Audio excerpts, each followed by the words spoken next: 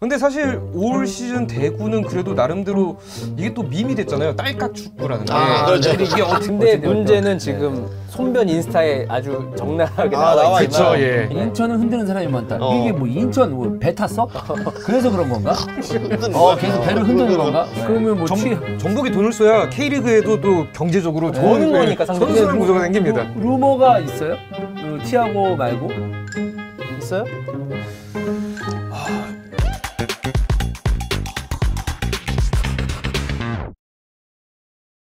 네, K리그 정산 두 번째 시간입니다. 사실 첫 번째 시간으로 끝내려고 했는데 하다 보니까 길어져가지고 네. 그래도 많은 분들이 10만 회가 넘었어요. 오, K리그 판타지가 네. 10만 회가 넘었다는 것은 우리에게는 기쁜 결과라고 볼 수가 있겠는데 남은 6개 팀을 네. 하려고 다시 모였고요. 오늘 조성윤 기자가 네. 메꾸겠습니다. K리그의 드래곤. 네. 네, 오랜만에 불러봅니다. 네, 조성윤 기자입니다. 반갑습니다. 안녕하세요. 조동국입니다. 네. 오랜만에 봐요. 네. 네. 저를 왜 부르신 거죠? 사실 예. K리그 안에서 예. 그 1부 리그 통합해서 예. 그 어떤 기자를 불러야 된다. 예. 라고 봤을 때는 그 스포츠니어스 기자를 불러야 되지 않을까. A티어. 그 중에 사실 이제 실세인 조성용 기자를 불러야 된다. 조성용 기자 보니까 그거 생각나네요. 카타르 월드컵 때 만났어요. 그러니까요. 예. 네. 제가 그래서 그때 이제 이주훈 대표님에게 큰 은혜를 입었죠. 큰 은혜는 아니고요. 아니 왜냐면 결승전 직전에 맥주 마신 게 너무 저는 큰 어. 은혜였어요. 왜냐면 그때 제가 개막전 전부터 결승전까지 계속 카타르에 체류를 하니까 그렇죠. 술을 또 못 마시잖아요. 거기는. 네. 그 사람이 진짜 너무 힘들고 지치고 죽겠는데 그때 이주훈 대표님한테 전화가 온 거예요. 맥주 한잔 하자. 그래서 당시에 저는 거기 살았어요. 컨테이너 박스. 이게 하루에 1.5도씩 기울어져요. 야, 진짜? 네. 진짜? 그게 그 만들다 보니까 그냥 모래바닥 위에다가 그 컨테이너를 설치하는 좀 거니까 쏠리는 거야. 네, 이게 조금씩 기울어져요. 심지어 거기를 타사 기자랑 그 침대 하나에 둘이 썼어요. 한 입을 덮고 잤어요. 왜? 거기 원래 하나하나 돼 있잖아요. 컨테이너. 트윈베드인 줄 알고 예약하고 갔더니 더블이야? 더블이 연 거예요. 그래가지고 진짜 막 둘 다 막 멘탈 나가가지고 힘들어 죽겠고 거기 난민촌에서 살고 있었는데 해운대로 와라. 맥주 한잔 하자. 우리 호텔에 맥주가 된다. 네. 그래서 가서 맥주를 먹었는데 너무 행복한 거예요. 그리고 나서 이제 마지막에 막 같이 먹고 으쌰으쌰 하고 야 나가서 이제 저 택시 잡자고 가는데 그때 이제 포그바가 지나갔는데 아무도 못 알아봤어요.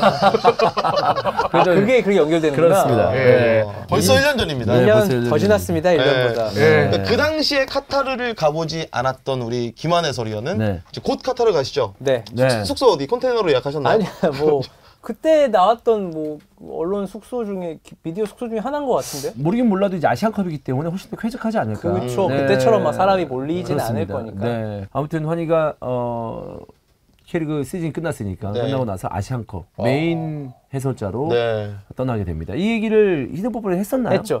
했었나요? 네. 그럼 더 이상 하지 않겠습니다. 네. 했습니다. 그렇습니다. 그만 띄워주세요. 어차피 추락할 수도 있는 건데 사람이 어떻게 될지 모르는 거니까 적당히 김한 올라가겠습니다. 해설위는 이제 제2의 전성기라고 할 수 있는데 그게 결국 제6의 정성. 제6의 전성기. 네, 제6의 정성. 아시안컵 개막하면 인터넷 커뮤니티에서 제가 하루에 한 번씩 김한 검색하도록 앞으로 있으면 좀 캡처 좀 해주시고요. 좋은 거 있으면 좋습니다. 그럼 본격적으로 한번 오늘 제가 진행을 한번 해보도록 하겠습니다. 좋습니다. 네. 진짜 뭐 지난 진행이 마음에 안 드셨나요? 아니요, 그건 아니었어요. 네, 네. 네, 마음에 안 드는 건 아니었는데 네, 네. 조금 올드했다. 결국 들지 않았다. 아니, 네, 조금 네. 올드했다. 아, 네. 자, 오늘은 6위부터 가볼게요. 네. 6위입니다. 대구 FC입니다. 대구. 그 대구 FC 이제 얘기할 때 저는 그게 가장 먼저 떠올라요. 꾸준함. 꾸준함. 네. 그냥 어찌되었던 시민구단으로서 힘든 시기도 있었지만 1부 리그 올라와서 지속적으로 성장을 했었고. 맞아요. 그다음에 더더욱더 중요한 거는 사실 대구 구장만 봤을 때는 K리그 트렌드를 이끌고 있다라고 말해도 과언이 아니거든요. 맞아요. 진짜 그 일단 위치적으로 너무 좋고 우리가 대구 얘기할 때마다 그 시민농장이었던 곳을 이제 축구장 개보수하면서 이제 DGB 대구파크가 개장한 이후에 뭐 몇 시즌째 계속 가장 많은 매진 행렬을 기록하고 있는 팀이잖아요. 거기에 축구 스타일하고도 약간 딱 맞는 것 같은 느낌. 이렇게 바뀌지 않는. 그래서 지금 보면 2017년도에 1부 리그에 올라왔단 말이에요. 네. 그때 8위, 7위, 5위, 5위, 3위, 8위. 그리고 이번 시즌에 6위. 이 정도면은 시민구단으로서 꾸준함을 지속적으로 유지하고 있는 게 아닌가라는 맞죠? 생각이 들거든요. 네. 그리고 중간에는 이제 뭐 챔스에서도 뭔가 이제 대구 팬들에게 희망을 안겨주는 그런 모습들도 있었고, 네, 그렇기 때문에 이런 부분에 있어서 이번 시즌에도 대구를 바라봤을 때 그래 좋은 시즌을 보내지 않았나? 또 경험이 많지 않은 감독인데도 불구하고 나름 안정적인 모습을 보여줬다. 사실 작년에 좀 힘들었잖아요. 작년에 뭐 좀 위기가 있었고 승강 이 고비에서 그렇죠. 최영 감독이 진짜 너무 힘들었다. 감독 대행이었지만 너무 힘들었기 때문에 올 시즌은 그 힘듦을 겪고 싶지 않다라고 하면서 시즌을 이끌어왔는데 올 시즌 어쨌든 뭐 파이널 라운드 들어와서의 성과는 좀 아쉽지만 그래도 파이널 라운드 A 그룹에 진입했다는 것 자체가 소개 벌써 목적 달성이다라고 볼 수 있을 것 같아요. 근데 사실 10년 전으로 시기를 돌려서 대구가 파이널 A에 가는 게 당연하다라는 얘기를 하면 귓방맹이 맞죠. 그렇죠. 네. 비웃죠. 사실 네. 비웃죠. 네. 근데 사실 올 시즌 대구는 그래도 나름대로 이게 또 밈이 됐잖아요. 딸깍 축구라는 게. 그렇죠. 근데 이게 어떻게 보면 정말 그래. 이게 폄하하는 말이기도 하지만 어떻게 보면 이 딸깍이라는 단어가 대구의 생존법을 가장 잘 표현한 단어기도 하거든요. 누가 지었어요? 유래가 어디서 온 그러니까 걸로 추정이 인터넷 되나요? 커뮤니티에서 누가 먼저 쓴 거긴 하겠죠? 그러니까 뭐 누가 막 뭐 이 해외 축구인가 이제 게임에서 막 뭐 이게 막 열심히 노력하고 했는데 다른 곳에서는 한번 딸깍 하고 이겼다. 끝. 이게 이제 어떻게 보니 K리그로 적용을 해보니까 대구와 비슷하다. 뭔가 이제 뭐 클릭 한 방으로 뭐 쉽게 이겼다 뭐 이런 뜻 아닐까라는 생각인데 그렇죠. 사실 이게 소위 말해서 좀 더 깊게 들어가면 역습 축구.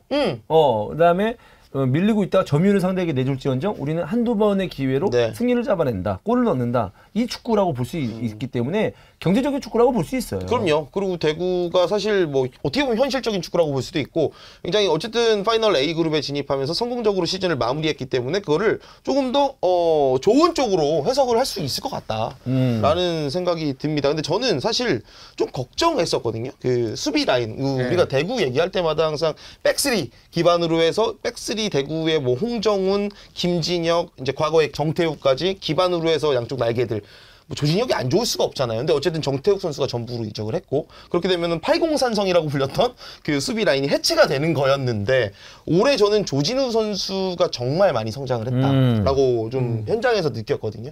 여유도 생겼고 수비 리딩하는 그 모습도 생겼고 홍정훈 선수 너무 좋은 선수지만 부상 리스크가 좀 있었던 모습이 있었는데 올 시즌은 비교적으로 좀 그래도 많은 경기에 출전을 했었고요. 예.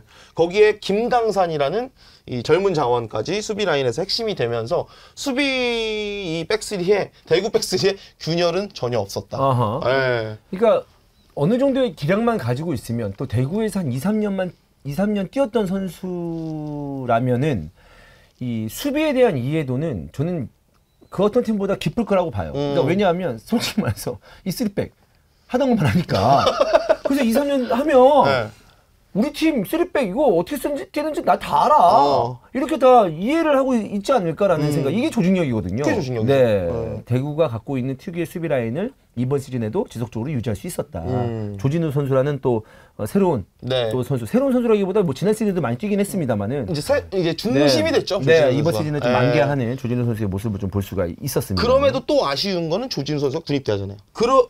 그러면 또 빠지는 거 아니야? 근데 김강산이 올 시즌에 되게 잘해줬기 때문에 그 걱정을 조금은 덜 수 있을 것 같다. 그러면 대구의 수비 라인을 이제 뭐 김진혁, 그다음에 조진우는 군대를 가고 김강산, 홍정훈, 뭐 그럼 또 한 명의 중앙 수비수가 필요하긴 한데. 요거는 어쨌든 대구가 그래도 젊은 선수들을 잘 좀 끌어올리고 있거든요.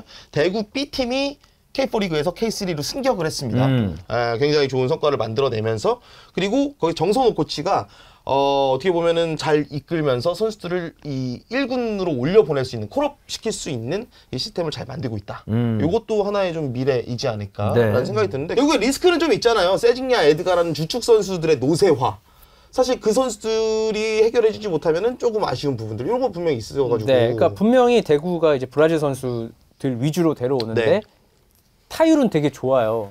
성공률? 왜냐면 제카도 있었고 그쵸. 좋았던 선수들이 있고 또 부산으로 간 라마스도 좋았고 나름대로 나쁘지 않았어요. 네, 그런데 어쨌든 사실 저는 브라질 선수만 잘 채운다면 다른 브라질 선수로 4명만 다 채운다면 뭐 내년에는 그대로 갈 것 같기도 하거든요. 일단 세징야 가고 에드가 재계약했고 그리고 바셀루스 있고 바셀루스, 벨톨라인데 벨톨라는 괜찮아요. 미드필더에서. 그러면 4명을 채운 거잖아요. 그래서 이 선수들이 건강하자. 건강하면 저는 큰 문제는 없는데 이제 건강하지 않을 때 그 자리를 메워줄 수 있는 국내 선수가 약한 건 사실이에요. 네. 세징야 빠지면 세징야 반 정도 하기도 쉽지 않거든요. 국내 선수로는. 그러니까 어쨌든 그 자리를 뭐 예를 들면 고재현 선수 나이라든지 아니면 이제 20대 중반, 중후반 되는 선수들이 세미 에이스로서 좀 책임을 져줘야 되는데 그 대타가 박세진이란 말이에요. 세진야.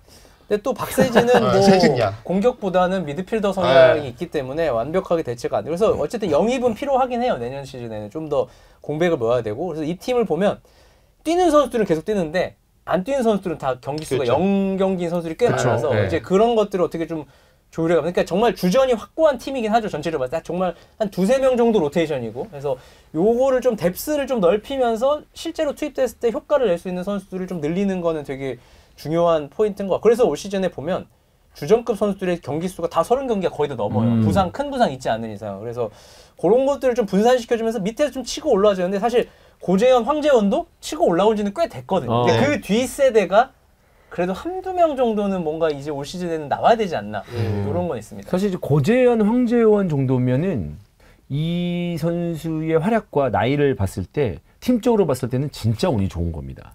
저는 그렇게 생각을 합니다. 고재원의 득점력, 그렇죠. 그다음에 황재원이 그 어린 선수가 이제 프로 2년 차인데 측면에서 완전히 확고한 주전을 차지했다. 이거는 저는 대구에게는 크나큰 행운이 아닐까. 행운이죠. 네, 라는 생각이 들 정도로 좋은 활약이었어요. 사실 뭐 고재현과 뭐 황재현 이 선수도 있지만 저는 이진용의 역할도 굉장히 중요했다고 보거든요. 맞아요. 사실 이진용 선수가 이용래 선수와 짝을 이뤄서 중원을 구성하는 경우가 많았는데 이용래 선수의 이 나이로 나오는 어쩔 수 없는 단점들을 정말 잘 커버해준 게 저는 이진용이거든요. 맞아요. 문제는 이 이진용마저도 지금 군대를 가버린 상황이기 때문에 이 구멍을 네. 어떻게 메우는지도 중요하고 대구는 이 4명의 외국인 선수들을 가지고 있는데 계속해서 지금 조금씩 바꿔가면서 합을 맞춰보고 있거든요.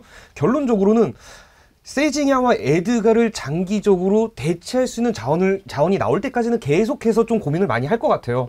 지금 대구가 앞으로 좀 K리그 1에 계속 좀 붙박이로 머무르기 위해서는 어쨌든 포스트 세징야와 포스트 에드가 요걸 찾는 게 진짜 어떻게 보면 조광래 대표의 가장 큰 숙제지 않을까 싶습니다. 그러니까 외국인을 대처하는 건 너무 쉽잖아요. 그게 아니라 이 선수를 빠졌을 때 메워줄 수 있는 그렇지. 국내 선수가 필요한데 사실 지금은 거의 뭐 없다고 봐야 되죠. 사실상 지금 없죠, 멤버로서는. 그러니까 키워서 쓰지 않는 이상은 대구가 이렇게 뭐 이 종류를 주고 데려올 수 있는 상황은 아니라서 쉽지는 않을 겁니다. 저는 그래도 직전감으로 외국인 선수와 호흡을 맞출 수 있는. 그러니까 어쨌든 이군호가 빠졌으니까 이군호 역할까지는 아니더라도 그런 느낌의 선수가 한 명 정도는 공격 쪽에 좀 필요하지 않나. 이게 지금 군대가 있는 정치인 선수가 여름에 돌아올 거예요. 여름에 전역해서 돌아오는데 정치인 선수도 많이 성장했거든요. 근데 어쨌든 뭐 돌아오기 전까지 그 역할을 해줄 수 있는 어쨌든 중견급 공격수 이런 선수가 있어야 되는데 이제 그거는 숙제다라는 생각이 들고 그리고 미드필더에서 이용래, 이진용 이야기 해줬잖아요. 너무 좋죠. 수비력 너무 좋죠. 그쵸. 근데 이 두 선수 모두 10번 유형은 아니잖아요. 예. 근데 그 역할을 어떻게 보면 벨톨라가 들어오면서 전진 패스 굉장히 잘하더라고요. 이제 그런 역할까지 밸런스를 잘 맞춰놨기 때문에 공격진에서 세징야의 이 공백은 어쨌든 물리적으로 조금씩 길어질 수밖에 없다. 그럼 그 대타가 누가 될 것이냐. 그 대안을 찾는 게 이번 겨울의 숙제일 것 같습니다. 조광래 대표이사가 연장이 됐잖아요. 그쵸. 뭐 사실 예. 좀 말들은 있었습니다. 뭐 시장이랑 뭐 인연이 계속 있잖아요. 경남시 그쵸. 지역이 그쵸. 겹쳤기 때문에 그래서 뭐 그런 것도 있지만 어쨌든 연장이 돼서 이제 조광래 대표의 인맥을 통해서 이제 선수들을 또 모을 수 있는 포인트도 분명히 있기 때문에 어떤 선수를 데려올지 사실 되게 확고해요. 대구는 스타일이. 선수들이 있기 때문에 그쵸. 이 스타일에 맞춰서 선수를 집어넣는 형태란 말이에요. 맞아요. 감독이 바뀌어도 계속 유지가 되고 있기 때문에 그래서 영입하는 색깔들은 확실할 건데 과연 그 선수들이 이제 대구로 갈 것인가 이 부분은 이제 감독과 대표이사와 뭐 스카우트들의 설득과 어떤 옵션 제공에 딸려 있는데 그래도 대구가 뭐 돈을 아예 지금 못 쓰는 상황은 아니잖아요. 그래도 어느 정도는 쓸 수 있잖아요. 어느 정도는 쓰죠. 어느 정도는 쓸 수 있기 때문에 올해도 조금 힘을 빡 줘서 스카우트를 성공을 해야지만 이 6위권은 유지가 되지. 여기서 내가 볼 때는 좀 영입에 좀 뭔가 문제가 생기면 저는 대구는 바로 파이널 B로도 갈 수 있는 순위긴 하죠. 실제로 냉정히 말하면 인기와 상관없이. 그래서 좀 긴장을 해야 되긴 한다 선수들이. 마지막으로 최용원 감독은 어때요? 어떻게 봐야 돼요? 지금 거의 완전한 시즌을 보는 게 이번이 처음이죠. 처음이죠. 네. 근데 일단 특징은 제가 알기로는 1부 리그에서 거의 유일하게 인스타를 하시는 감독. 좀 특이하긴 해 그게. 왜냐면 외국은 당연히 보편화돼 있지만 우리나라 감독은 네. 막 개인 인스타에 뭘 올리거나 댓글을 달거나 뭐 이런 건 잘 안 하려고 하거든요. 근데 아무래도 81년생 친구입니다. 그렇네요. 형 같은 느낌이 있긴 한데 네. 친구입니다. 그러면 되게 젊단 말이에요. 네. 그렇죠. 뭐 진짜 젊다. 진짜 젊어요. 진짜 젊어서 제 인스타 스토리도 자주 보세요. 그리고 사실 최용건 감독이 생각보다 굉장히 냉정하고 현실적이에요. 올 시즌 같은 경우는 이정효 감독이 있어서 이정효 감독의 이 마이크웍이 굉장히 주목을 받았지만 사실 딱 돌이켜 보면 이 최용건 감독의 마이크웍도 정말 장난이 아닙니다. 되게 좀 세요. 그래서 네. 사실 초반에는 이거 약간 선수라서 너무 이렇게까지 인터뷰할 필요가 있나라는 멘트가 몇 개 있었어요. 막 그냥 찍어서 뭐 이 선수는 이렇다 이렇게 말해버리는. 근데 네. 사실 그게 되게 좋은 건 아닌데 그 이제 경험이 쌓이면 괜찮아지거든요. 그래서 저는 오히려 더 시즌 싫으면 싫을수록 좀 그런 부분에 대해서 좀 더 농익지 않을까, 여유가 생기지 않을까. 시즌 초반보다 그리고 작년에 감독 대행의 입장에서도 어쨌든 플래시 인터뷰나 여러 가지 미디어를 겪어야 되잖아요. 경험해야 되는데 그때보다 시즌 초반에 정식 감독이 되고 나서 오히려 좀 더 경직된 느낌이 있었어요. 그러다가 어쨌든 1라운드 로빈 돌아가면서 자연스러워지더라고요. 말도 좀 부드러워지고 그리고 본인이 원하는 포인트에 대해서 딱딱딱 얘기할 줄 알고 그래서 저는 젊은 감독이고 올 시즌 잘 보냈기 때문에 어떻게 보면 최용건 감독의 색깔을 조금 더 입힐 수 있는 축구가 그러니까 물론 기조는 안 바뀌겠죠. 대구 FC의 축구 자체가. 근데 거기서 조금 더 디테일함을 넣을 수 있는 그런 것들을 어떻게 보면 에드가를 최전방 스트라이커 9번 자리에서 측면으로 빼놓고 거기서부터 붙여놓고 세도하는 이런 변칙적인 것도 최용건 감독이 만들어낸 건데 저는 좋았거든요. 그런 부분들. 저는 최용건 감독이 내년이 굉장히 좀 흥미로울 거라고 생각을 한 게 한번 작년부터 되짚어 보면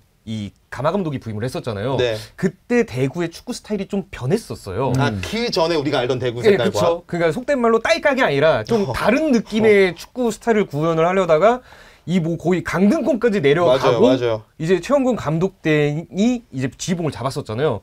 그리고 나서 이제 최용건 감독이 계속해서 얘기를 했던 게 우리는 이렇게 역습으로 살아야 된다. 이게 우리의 생존법이다라고 거의 한 시즌 내내 이야기를 했어요. 근데 막판이 되면서 조금씩 전방 압박이 가미가 되기 시작하고 좀 더 점유율을 추구하기 시작하고 그러니까 일단 기본 기조는 바뀌지 않지만 여기에서 뭔가의 옵션을 더 장착하고 싶어하는 그 시도와 생각들이 좀 엿보이더라고요. 그래서 만약에 좀 어느 정도 이제 최용건 감독이 훈련을 하면서 판단이 된다면 좀 대구의 스타일도 살짝 바뀔 가능성은 조금 있지 않을까라는 생각도 좀 들어요. 제가 조금 전에 말씀드렸던 포인트처럼 조금 한두 가지의 변화로 조금 다른 색깔을 만들어낼 수 있지 않을까 기대됩니다. 네. 자, 다음 팀입니다. 5위 인천 유나이티드입니다.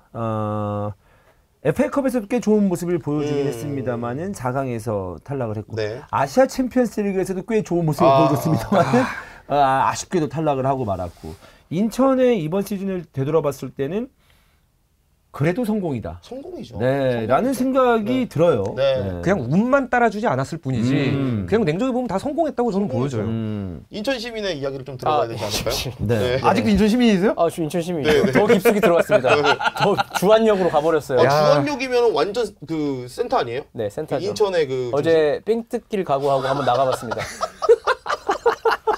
아주 무서우신 분이 나가봤습니다. 이사한지 얼마 됐는데? 3일이요. 주안역까지 걸어서 한 5분 정도면 가는데. 근데 주안역에서 삥뜯길 각오를 하시는 분이 카타르는 도대체 어떻게 가시는 겁니까? 이거? 지하상가 좀 무섭잖아요. 근데 주안역은 이전과 같지 않잖아요. 사실 주안역이 약간 조금 조용한 데 아닌가요, 이제는? 그래도 주안은 좀 무서워요. 아, 그래? 그래. 저도 기억이 있어요. 좀 어린 친구들이 지하상가가 추우니까 지하상가 약간 사이드에 뭐 그냥 동그랗게 몇 명 모여있더라고요. 그래서 궁금했지만 가보진 않았습니다. 뭐 재밌게 놀고 있겠거니 하고 가보진 않았고. 제가 볼 때 환희 형 정도면 좀 맞을 수 사이즈가 안 돼서.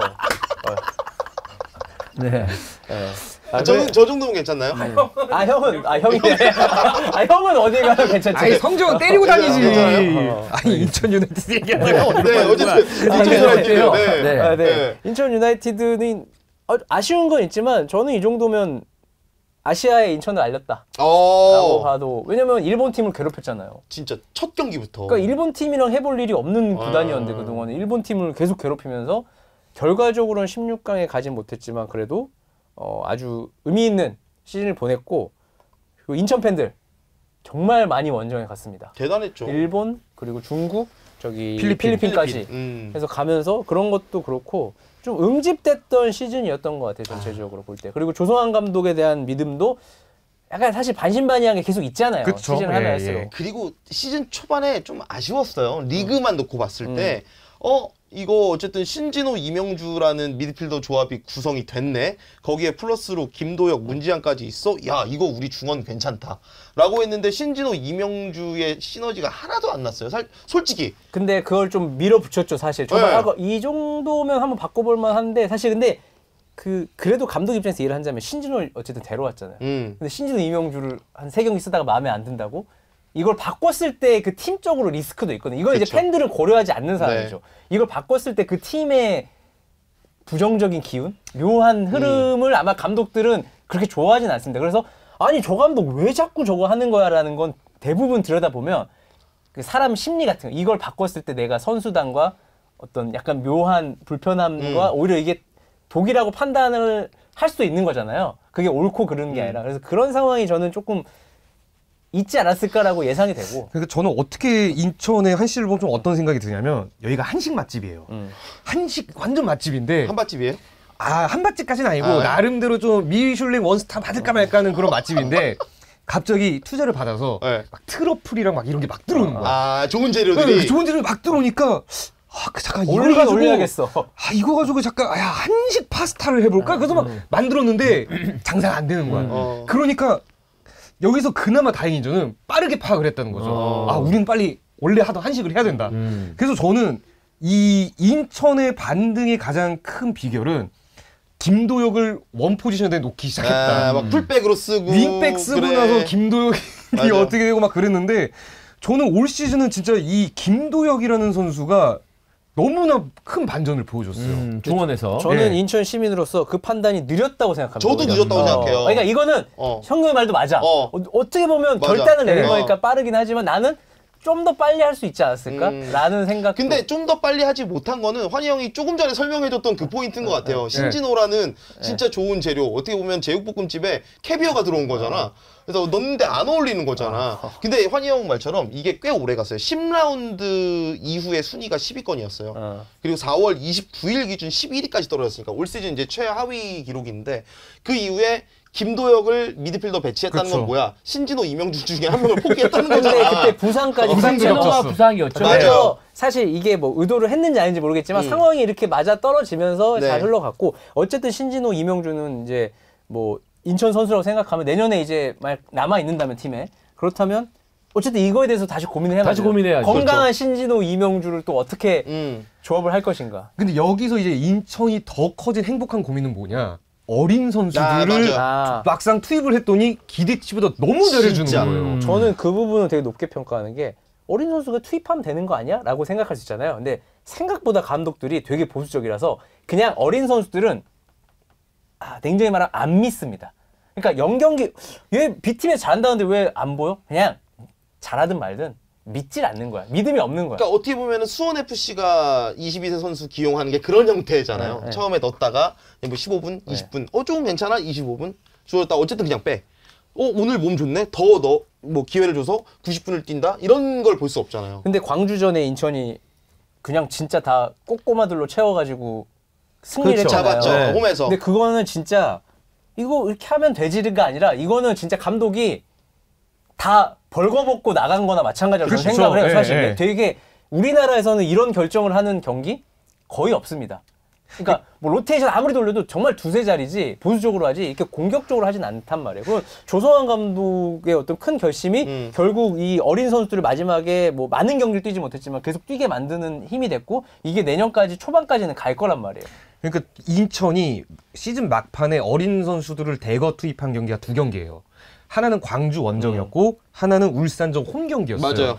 근데 사실 뭐 조성환 감독이 벌거벗고 나간 것보다는 주변 환경이 조성원 감독 옷을 다 베꼈죠. 광주전 때는. 한스만 두고. 네. 그래서 근데 이제 광주전 때는 어쨌든 좋은 성과가 나왔어요. 근데 저는 이 광주전보다 울산전이 좀 더 긍정적이었다고 보는 게 광주전은 아싸리 그냥 어린 선수들만 다 뭉쳐서 내보냈어요. 너희들끼리 한번 해봐라의 느낌이었어요. 근데 울산전 같은 경우는 그냥 이제 빠진 그 포지션 몇 자리에 어린 선수들을 채워놓으면서 너희들이 지금 원래 뛰고 있는 베테랑 선수랑 얼마나 융화가 잘 되는지 한번 보자. 약간 테스트 느낌도 좀 강했거든요. 그런데 어린 선수들이 이 울산전에서도 좋은 모습을 보여주면서 승리를 따냈단 말이죠. 인천도 경험 많은 선수들은 굉장히 나이가 많은데 그렇죠. 그런 선수들과 함께 아예 그 밑에 있는 선수들 간의 조화도 어느 정도는 확인을 해봤다. 그렇죠. 예. 네. 그 이제 22세 이하를 반대하는 선수들 있잖아요. 선수들 얘기 들어보면 팀에 잘하는 어린애들 진짜 있다. 근데 감독들이 안 본다. 아예 고려도 안 한다. 그러니까 감독들이 소위 말해서 심하게 말하면 감독들이 쫄아가지고 얘를 못 쓰는 거다. 그래서 22세 룰도 중요하지만 22세 룰보다는 감독의 마인드가 조금만 이렇게 한번 써보면 될 것 같은 애들이 있는데 그냥 아예 안 쓰니까 이게 계속 경기를 못 뛰니까 경기력도 저하되고 자신감 떨어지고 애가 위축돼서 이제 안 풀리는 상황이 되는데 자기는 이제 감독들이 조금 더 생각 바뀌면 이런 상황이 올 수 있다고 얘기했던 선수들이 꽤 있었거든요. 반대하는 선수들 의견은. 그래서 저는 이게 좀 비슷한 상황을 생각해요. 써보니까 되네. 이거 경쟁력 생각보다 있네. 이렇게 되면 이제 감독들도 신나서 이제 자기 공이잖아. 사실 이거는 그치. 완전히 사실 무고사 나가서 골 넣으면 무고사가 한 거란 말이야. 근데 최우진이 나가서 활약하면 사실 감독이 이거는 선택하지 않는 이상은 일어나지 않을 일이잖아요. 맞아요. 그렇죠. 그래서 이거는 감독들이 좀 공격적으로 하는 게 중요한데 저는 조성환 감독이 좋은 어떤 사례를 하나 보여줬다고 생각을 합니다. 진짜 최우진 선수가 왼쪽 윙백이잖아요. 왼쪽 윙백에서 우리나라 뭐 K리그에서 주원영이 좀 발끈할 수 있는 문제이긴 하지만 윙백 기근 뭐 이런 얘기 계속 얘기하잖아요. 그쵸? K리그에서도 네. 막 정말 대표팀에 갈 윙백이 뭐 K리그에서 팀마다 각자 역할을 하는 선수들은 많지만 대표팀에 불려갈 만한 진짜 김진수, 홍철 지금 김진수, 홍철급으로 왼쪽 백이 누구냐? 넥스트가 누구냐라고 했을 때 없잖아요. 딱 한 명 고를 수 있는 선수가. 근데 최우진 선수는 잠재력이 있습니다. 근데 이제 이게 또 3백이라는 한계가 있긴 해요. 그렇죠. 이게 대표팀은 뭐 당분간 내가 볼 때 3백 쓸 일이 없을 포백이죠. 건데 포백 이게 한 끗 차이지만 되게 적응에 엄청 큰 차이란 말이에요. 그래서 이 선수는 뭐 당연히 미래가 기대가 되지만 이제 포백에 대한 것도 한번 보고 싶다. 궁금하다. 맛을 좀 봐야 되고. 맛을 좀 봐야 되고. 궁금하기도 하다. 워낙 어린 선수니까 19살이잖아요. 네. 19살인데 이 정도의 기량을 보여준다는 것은 충분히 주목해 볼 수 있는. 그리고 또 사실 인천의 축구를 봤을 때 저는 사실 개인적으로는 기존에 있었던 선수들이 뛰는 모습을 봤을 때 약간 그 윙백 또는 풀백에서의 느낌이 별로 없다 인천. 이거를 좀 이런 사이드 플레이가 좀 더 나아졌으면 좋겠는데라는 생각이 드는 경기가 몇 경기 있었거든요. 네. 근데 이렇게 어린 선수들이 나와서 활력을 불어넣어주면 내년 시즌에 더욱더 기대를 해볼 수 있지 않을까라는 생각입니다. 이 친구도 이제 평택 진이 출신이군요. 진이 출신들이 프로에서 지금 조금 프로 시에서 되게 활약을 괜찮아요. 하기 시작했어요. 평택이 그냥 일반 클럽 팀인데 인원이 가려고 줄을 섰고 거기에 너무 잘 가르치나 너무 보다. 잘 돼. 성적도 잘 나고 같은 학년인데 팀이 막 2개고 막 이래요. 대회 나갈 때 2팀을 나가고 그래서 되게 아웃풋이 좋아요 지금 상황에서는. 맞아. 네. 역시 학원 축구 디렉터를 하고 계셔서 그렇지.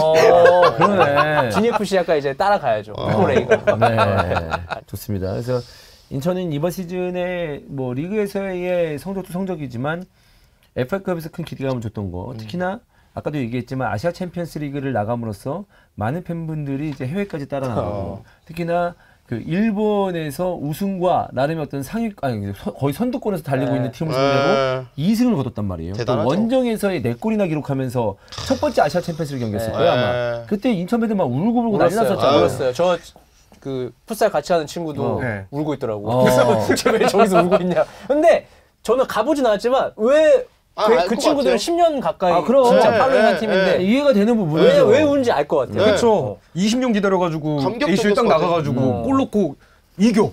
그것도 원정에서. 경기도 좀 미친 경기였거든요. 미친 경기였지 진짜. 손변도 아들 둘이랑 갔는데 맞아요. 아마 둘째가 울었을. 그러니까 아들 둘 중 한 명이 울었대. 한 명이 T고 한 명이 뭐 F. 손변이 운 거 아니야? 손변이 운 거 아니야? 본인은 절대 안 울었다고 하는데 내가 볼 때 몰라. 눈을 좀 이렇게 글썽였을 수도 글썽였을 거야. 했을 수도 있어. 네. 그런 어떤 감동을 준 것만으로도 큰 의미가 있는 시즌이 아니었을까. 참 인천이라는 팀이 많이 단단해졌구나, 아 강팀이구나라는 거를 느꼈던 게 뭐냐면 세계 대회를 병행한 거잖아요. 근데 뭐 한 번 투자 딱 해가지고 ACL 올라갔어. 근데 ACL하고 리그 병행하면서 이도저도 아니게 확 무너지는 경우들이 있잖아요. 그래서 나름의 어떤 조성환 감독도 그것도 있었을 거예요. 그러니까 이 조성환 감독이 당연히 이번 시즌에 팀을 잘 이끌었지만 그 조성환 감독 밑에서 보좌하던 코치가 나갔죠. 이번 시즌에 나갔잖아. 근데 그러면서 초반부터 성적이 안 좋았단 말이야. 그래서 그 중간에 코치 보직도 바뀌기도 했어요. 내부에서. 이러면서 역시 그 코치 없으니까 안 되는구나 막 라는 얘기도 막 나왔었는데 맞아. 그걸 이겨내고. 근데 문제는 지금 손변 인스타에 아주 적나라하게 나와 있지만 예. 인천 유나이티드의 이제 좀 이제 내부적인 문제, 시적인 문제라고 봐야 되죠. 그래서 계속 외부에서 흔드는 세력이 있어서 이제 그거에 대해서 이제 시즌을 거의 다 잘 끝냈는데 마지막에 또 그 인천스러운 걸 사실 이게 인천과 이 흔듦이라는 단어는 왜 안 떨어지는 겁니까? 우리가 옛날부터 히든풋볼 할 때부터 그쵸. 인천은 흔드는 사람이 많다. 이게 뭐 인천 뭐 배 탔어? 그래서 그런 건가? 계속 배를 흔드는 건가? 그러니까 계속 배가 흔들린다는 얘기. 맞아요. 이 얘기는 우리가 매년 하는 것 같습니다. 네. 그래서 이거는 뭐 결론이 아직 안 났기 때문에 손변 인스타 보면 자세하게 나와 있고 지금 매일이 손변이 화난 상태예요. 매우 흥분 상태입니다. 화나 지금 아팠어 오늘. 오늘 아파가 독감 걸려가지고 오늘 근데 내가 볼 때 화병이야 그거. 녹음 못 오셨어요. 그래서 이거는 뭐 어떻게 결론이 날지 모르겠고 결론이 없어. 왜냐면 계속 흔들 거예요. 디스코 팡팡 세력이. 아니 근데 사실 이렇게 흔들리는 거는 시도민 구단에서 되게 쉽게 볼 수 있긴 하거든요. 근데 유독 인천은 수면 위로 많이 올라와. 원래 그렇죠. 수면 아래에서 흔들리는데 수면 위로 되게 올라오고. 그러니까 수면 아래에서 흔들고 그냥 지금 뭐 예를 들면 대표이사 뭐 전력강 하실 이거를 갈아엎는데 여기는 그러지 못하면서 흔들리는 게 이제 보이는 거지 위로. 그리고 흔드는 이렇게. 사람이 한두 명이 아니라서 누구를 딱 특정 짓기도 어렵고 좀 이제 그룹핑돼 있어가지고 그래서 좀 잘 될 때는 저는 좀 사그라들 줄 알았는데 잘 되니까 더 오히려 더 막. 그러는 것 같아서 안타깝습니다. 네. 그렇습니다. 인천 상황 그렇고 빨리 안정을 찾아야 되겠습니다. 네. 시즌 준비를 해야 되니까. 자, 다음 팀입니다. 4위 전북 현대입니다. 새로운 감독이 옴으로써 이제 안정을 찾는 데 주력을 했던 시즌이 아니었을까라는 생각인데 그래도 여러 가지 어떤 경기 내용이나 결과를 봤을 때 약간 좀 알랑깔랑하니까 이 감독으로 내년에 가는 거 맞냐? 불안하다. 이런 얘기 나오고 있고. 또 한편에서는 또 시간이 부족했던 거 아니냐? 그렇지. 그리고 또 대표 차출도 많았으니까. 아, 그렇죠. 이거에 대해서 오는 전북의 어떤 약점이 좀 있지 않았을까라는 생각인데 언제나 아쉬운 전북이라고 볼 수 있겠습니다. 이번 시즌은. 매 경기 아쉬운 경기라고 볼 수가 근데 있겠죠. 그냥 하나만 꼽자면 당연히 감독 리스크도 있지만 그냥 외국인 선수가 이렇게 추락한 시즌이 있나? 나나 보아탱이 그냥 제 기준에 뭐 잘한다고 하는데 솔직히 저는 나나 보아탱 그냥 그래. 전북이잖아. 더 잘해야지 사실. 근데 그냥 6점 정도 활약했다고 생각해요. 저는 사실 페트라색도 굳이 전북이 이렇게 데려와서 막 해야 됐을까라는 그러니까 그 외국인 선수들에 대한 의문이 항상 하나씩은 다 있어. 뭐 구스타보야 원래 있었던 선수니까 그리고 뭐 하여튼 그 선수만 할 수 있는 장점들이 있었잖아요. 그래서 오케이인데 나머지 안드레는 다쳐서 뭐 우리가 보지도 못했고 거의 하파실바는 조금 운이 안 따랐지만 어쨌든 그것도 실력이니까 그걸 벽을 넘지 못했고 페트라색 정태욱이랑 완전 겹치는데 이거를 왜 나는 그래서 데려올 때 정태욱이자 안 쓰나? 안 쓰나? 왜 외국인이니까. 근데 정태욱이 완전 주전이야. 그럼 페트라색은 도대체 훈련 때 정태욱보다 훨씬 못한다고 왜냐면 엔트리도 안 들었거든요. 마지막에는 마지막 경기만 들었나? 그래가지고 이게 뭐지? 과연 시스템적으로 선수 영입했을 때 뭔가 계획하에 차곡차곡 이렇게 잘 영입을 한 건가라 생각하면 저는 아니라고 생각이 되고 항상 말하지만 중앙 미드필더 너무 많아. 정리가 필요하다는 얘기를 했었잖아요. 자리는 우리가. 2개인데 뭐 6명, 7명이 뛰고 있어. 여기서 뭐 경쟁하고 막 못 나오고. 그러니까 제가 그 어떤 K리그 감독님이랑 좀 얘기를 하다가 들은 얘기인데 되게 좀 인상 깊었던 말이에요.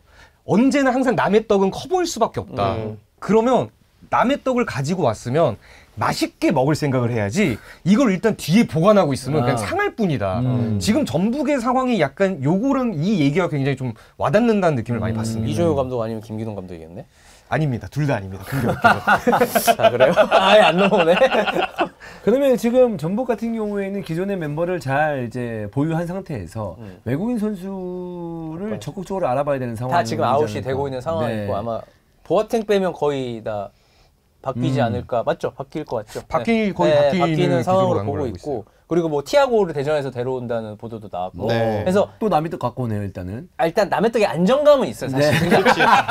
그리고 티아고란 떡은 티아고 정도는 괜찮아요. 그냥 떡이 아니야. 이거 그냥 가래 떡이 아니야. 양념이 돼 있어. 전북은 국내 선수로 이제 남의 떡을 데려왔는데 막 떡이 3층 떡이야. 떡케이크야, 떡케이크. 더 이상 못 먹어. 맞죠? 3층 떡이다 해서 이거 너무 많은데 왜 떡만 이렇게 많지? 치킨도 있고 피자도 있어야 되는데 약간 이런 느낌으로 이런 느낌으로 갔기 때문에 저는 이제 국내 선수 막 이제 이적한 선수도 있고 군대 간 선수 아마 정리가 될 거예요. 그래서 그쵸. 요거 올 시즌에 정말 약간 다이어트하는 느낌으로 일단 쫙 빼고 거기에 살을 붙이면서 정말 이제 약간 전북 색깔을 솔직히 예전 색깔은 지우고 좀 새로운 팀으로 이제 거듭나야 되지 않나.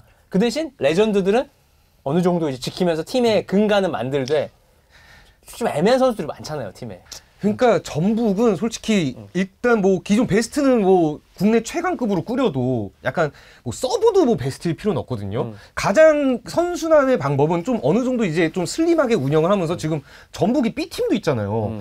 그러니까 뭐 만약에 좀 뭐 컨디션이 떨어지고 안 좋아서 B팀 적극적으로 활용해 가면서 왔다 갔다 하는 이런 구조가 돼 있어야 되는데 지금 전북의 모습은 약간 역 피라미드가 생각나는 그런 형태거든요.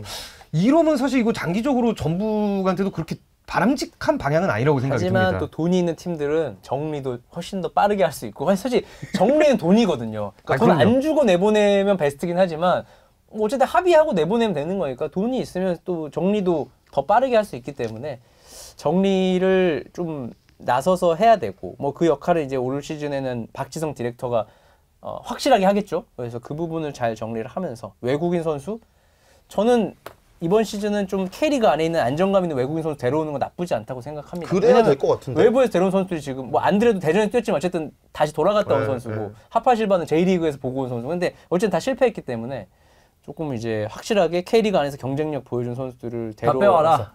그거는 전북이 가장 잘하는 거죠. 그러면 뭐 전북이 돈을 써야 K리그에도 또 경제적으로 좋은 거니까 선순환 구조가 생깁니다. 루머가 있어요? 티아고 말고? 있어요?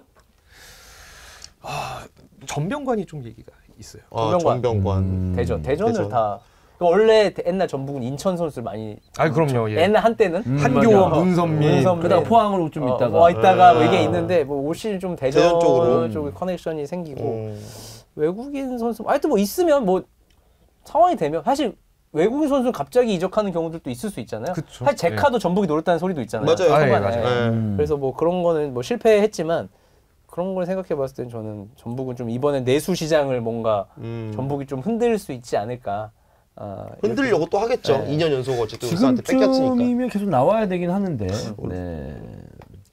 근데 조용하긴 한데 내수 시장을 자꾸 빨아들이지만 말고 뱉기도 해야 됩니다. 그러니까 그게 가장 중요합니다. 일단 류재문 선수는 강원으로 가는 것 같고요. 그렇습니다. 어쨌든 정리가 필요한 전북이라고 볼 수 있겠고 그 페트루스크 감독은 어때요? 뭐 이번 시즌은 그냥 알아보는 단계라고 이제 넘어가도 될까요? 저는 조금 그러니까 축구 스타일이 조금 단순해? 네, 너무 단순해. 올드카인가요? 올드카입니다. 올드카인가요? 좋게 말하면 올드카가 잘할 수도 있고 못할 수도 있어요. 그렇죠. 그거는 잘하고 못하고 아니라 그냥 경기장에서 전북 경기를 보는 맛이 없다. 요즘 표현으로 맛없다. 경기가 맛없다. 근데 솔직히 말해서 전북이 속된 말로 맛없어진 지 생각보다 꽤 됐어요. 그러니까 이게 점차 맛없어지면서 이제 맛집에서 약간 사실 팬들은 정직하거든. 정말 충성심 팬들이 맨날 오겠지만 재미없으면 안 오는 분들 층이 있어요 또. 우리가 지난 이제 이거 2부로 나가는 건데 1부에서도 이슈 토크 하면서 얘기했잖아요. 그 관중 흥행 성공했는데 대전보다 더 밑에 있는 팀이 전북이 돼버렸다. 그러니까 재미가 없으면 사실 관중 흥행이나 어떤 K리그 안에서 입지 면에서도 다 굉장히 이제 떨어질 수밖에 없기 때문에 당연히 이기는 게 우선이지만 어느 정도의 팬들한테 어쨌든 팬들한테 서비스를 하는 거잖아요. 그래서 그런 것들을 좀 그러니까 그게 꼭 그 단감독 스타일이 그런 건 아니에요. 근데 그건 재밌게 하면 돼. 단감독이 재밌게 하면 돼. 근데 너무 왜 저기서 킥을 하지? 저는 제일 좀 별로였던 게 킥을 때릴 때 이게 센터백이 같은 라인에 있는 공격수한테 일자로 일자 때리는 거 하지 말라. 어렸을 때도 배우잖아요. 그거는 하면은 사실 확률 그건 50대 50대 아니에요. 그건 완전 그냥 내준다고 생각, 남주는 플레이인데 난 이거를 몇 번 하더라고. 그래서 너무 궁금증인 게 저게 과연 감독의 지시일까? 아니면 선수들이 급한 나머지. 저는 후자도 좀 가능성이 있다고 보는 게 저는 그 경기에서 너무 충격을 많이 받았어요. 그 라이언 시티 원정. 그런 거. 라이언 시티 원정을 딱 가서 보는데 그냥 근본적인 그냥 2013년 성남이라 보면서 똑같은 생각했거든요. 이게 축구가 아니라 공놀이 아닌가라는 생각이 들 정도로 너무 안 맞는 거예요. 롱킥이 나쁘다는 게 아니라 롱킥도 하나의 전술이에요. 공간으로 때려 넣으면 재밌어요. 근데 딸깍이잖아. 네, 근데 이게 그리고 밀고 들어가고 힘싸움하고 그러니까 직선 왼쪽 센터백이 왼쪽 공격수한테 그냥 직선적으로 때려 넣으니까 이거는 수비수 입장에서는 그냥 자기 눈앞으로 정면으로 오는 거야. 그러니까 이게 공이 대각선으로 와야 수비수가 뛰면서 엉키잖아. 실수가 나오거나 미스가 나오는데 이렇게 오면 그냥 뒤에서 공격수 등 살짝 대고 있으면 웬만하면 가져와요 공. 그럼 넘어오면 커버하고. 그러니까 그래서 나는 이게 감독이 만약 그렇게 하라고 했으면 이건 되게 큰 문제고 저는 그렇게 하라고 했을 것 같지는 않거든요. 네, 저도 그냥 선수들이 급한 마음에 그러지 않았을까 싶은데. 근데 그것도 문제야 또 그것도. 어느 게 더 큰 문제냐의 차이지 둘 다 문제인 건 맞아요. 그래서 나는 이게 과연 내년에도 이렇게 하면 이거는 나는 오래 보기도 어려울 수 있겠다라는 생각이 들고. 그럼 또 안정을 못 찾는 거잖아요. 그러니까 그래서 이제 K리그 적응 핑계는 끝났고 이제 내년 초반부터 보여줘야 내년 초반부터 K리그 팀도 이렇게 전북에서는 안 기다려줘. 이거 상대 충분히 파괴 가능한 전술이기 때문에. 그렇죠. 단 감독도 좀 단단히 정신을 차려야 될 것 같습니다. 그리고 전북 팬들이 어쨌든 화가 많이 났던 시즌이기 때문에 이 페트레스 감독이 만약에 시즌 초반에 삐걱거린다? 이거 쉽게 불붙습니다. 그럴 것 같아요. 그러니까 올 시즌 보면 일단 전북 팬들이 화가 날 방향들이 되게 많았어요. 뭐 대표이사를 향한 것도 그렇고 뭐 어디를 향한 것도 그렇고. 근데 이제는 그런 부분에 대해서는 거의 다 정리가 되는 수순이거든요. 그럼 이제 내년에 전북 팬들은 뭐만 기다리냐? 성적만 일단 기다리는 거예요. 일단 예전에 전북다움을 좀 보여달라. 네. 이것만 기다릴 텐데 그럼 그 책임의 가장 정면에는 당 감독이 서 있을 거란 말이죠. 아니 나가요 대표에서? 올해 말로 끝나요? 끝났다고. 허병길 나가. 네. 이거 내가 들은 겁니다. 너무 많이 들어가지고. 원래 임기가 이번 올해까지였어요? 아니 그냥 모기업에서 그냥 올해까지로 그냥 정리를 마무리한 걸로 알고. 왜냐면 그거는 사실 감독 입장에서는 약간 당 감독은 타겟팅이 당 감독으로 되지 않고 대표나 프런트 쪽으로 많이 갔던 시즌이라서 어떻게 보면 약간 좀 뒤에 있을 수 있었어요. 근데 그쵸. 이제는 그치. 본인이 정면에 나서야 돼. 정면에 나서야 되기 때문에 다음 시즌은 중요하죠. 그러면 당 감독 같은 경우는 또 전북이라는 팀을 봤을 때는 그거잖아요. 다음 시즌 초반부터 뭔가 삐걱거린다 그러면은 진짜 또 금방 그렇죠. 금방 금방 차가워져요. 수도 있을 것 같은데 또 어떤 감독이 오느냐에 따라서 또 전북은 이전의 위용을 되찾기 힘들지도 모르겠다. 어쨌든 지금 상황으로 봤을 때는 아직까지도 불안정하다. 외국인 선수도 아직 영입이 된 건 아니고 내년 시즌에는 그러니까 그 어느 때보다 조마조마한 마음으로 김상식 감독을 뭐 못 믿어하는 팬들도 어찌되었든 우승을 했잖아요. 우승을 하고 맞이하는 새로운 시즌이었기 때문에 좀 보자. 그치 있었지. 라고 하는 느낌이었거든요. 에이 설마 우리가 뭐 우승 경쟁 못 하겠어? 이제는 우승 경쟁하고 우승을 해야지. 뭐 이렇게 아니구나. 지지난 시즌에 우승했구나. 그 다음 시즌에 우승 경쟁을 했고. 그렇죠. 그렇죠? 그래서 그래 올 시즌 그러니까 2023 시즌 어느 정도 하겠지. 우승 경쟁 또 하면서 하겠지. 그래 보자 한번 김상식 라고 했는데 안 됐단 말이에요. 그러니까 이제는 보자가 아니고 조마조마한 거야. 또 이런 일이 발생할 것 같으니까. 겪어봤으니까. 봤으니까. 우리 또 우승 경쟁 해야 되는데 안 그러면 또 울산 3연패야. 와. 이렇게 될 수도 있으니까 야 조마조마하다. 이거 초반부터 잘해야 되는데 했는데 당 감독이 지금 되려나 했다가 초반에 좀 안 좋으면은 바로 또 금방 힘들어질 수 있다. 버스가 막히죠. 네, 이렇게 예상할 수가 있겠습니다. 아무튼 그 어느 때보다 조마조마한 마음으로 시즌을 기다리지 않을까라는 생각이고요. 다음 팀입니다. K리그에서 가장 매라운드 끝날 때마다 이슈 있었던 팀이죠. 그렇죠. 네, 가장 높은 곳에서 이슈몰이를 했던 팀입니다. 바로 광주 FC입니다. 네. 지난 회차에서 감독 노름이라는 우리가 이슈 토크를 좀 했는데 키워드 토크를 했는데 이정효 감독 이야기를 안 할 수가 없습니다. 사실 뭐 그동안 김기동 감독이 굉장히 젊은 선수들, 어린 선수들도 많이 활용하고 다양하게 좀 이길 수 있는 축구를 했는데 이정효 감독은 자기 철학, 자기 스타일이 확고한 모습을 보여줬기 때문에 굉장히 좀 충격적이었어요. 저는 객관적인 전력에서 예를 들어서 울산, 광주가 붙었을 때 점유율이 광주가 높다라는 축구를 예상하지 못했잖아요. 이정효 감독이 등장하기 그쵸? 전까지는. 근데 그걸 보여줘가지고 처음에 되게 신기했어요. 이게 가능하구나. 되게 이게 예전 이제 20년 전, 10년 전 이런데 난놈 신태용 감독이 저는 약간 신태용 느낌이 있습니다. 그게 뭐냐면 성향은 다른데 그냥 그런 캐릭터들 있잖아요. 난놈 캐릭터. 난놈 캐릭터. 마라맛 신태용. 그치. 신태용 감독은 그래도 이렇게까지 되게 생각보다 인터뷰를 재밌게 하지. 그 능구렁이 기질도 있고. 그냥 막 논란되는 말들은 하진 않아요. 근데 이정효 감독은 여기서 더 센 버전으로 이제 인터뷰도 하고 사실 그거를 증명했기 때문에 아무도 뭐라고 못하는 상황이고. 네. 그리고 뭐 저는 내년에도 감독 이슈의 중심은 이정효다. 넘을 수 없다 당분간은. 신인 감독들 중에서도 이 정도로 할 수 있는 감독이 없을 겁니다. 그나마 그렇죠. 좀 이정효 감독만큼 편하게 털 수 있는 감독이라면 제주의 김학범 감독 정도밖에 없겠죠. 근데 완전히 결이 다르잖아요. 그렇죠. 완전히 다르잖아요. 그 이정효 감독은 제가 항상 광주 취재를 갈 때마다 참 사람 두근거리게 하는 맛이 있습니다. 네. 어떤 부분에서? 오늘은 또 어떤 이야기가 나올까? 어떤 사건이 터질까? 그러다가 이제 계속 받아적다 보면 와 오늘도 터지는구나. 그리고 감독님, 그러니까 저는 이제 뭐 해설하기 때문에 해설에 궁금한 걸 물어보죠. 감독님, 근데 저번에는 이렇게 섰는데 왜 이번에는 이렇게 다르게 섰냐? 그러면 섰에 대답해.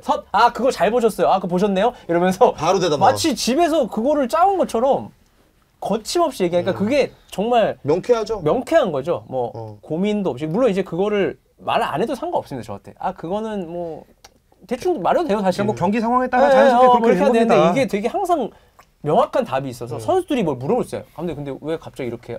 그거는 이게 되게 중요한 포인트라고 생각하는데 저는 말을 잘하는 게 엄청난 강점을 생각하거든요.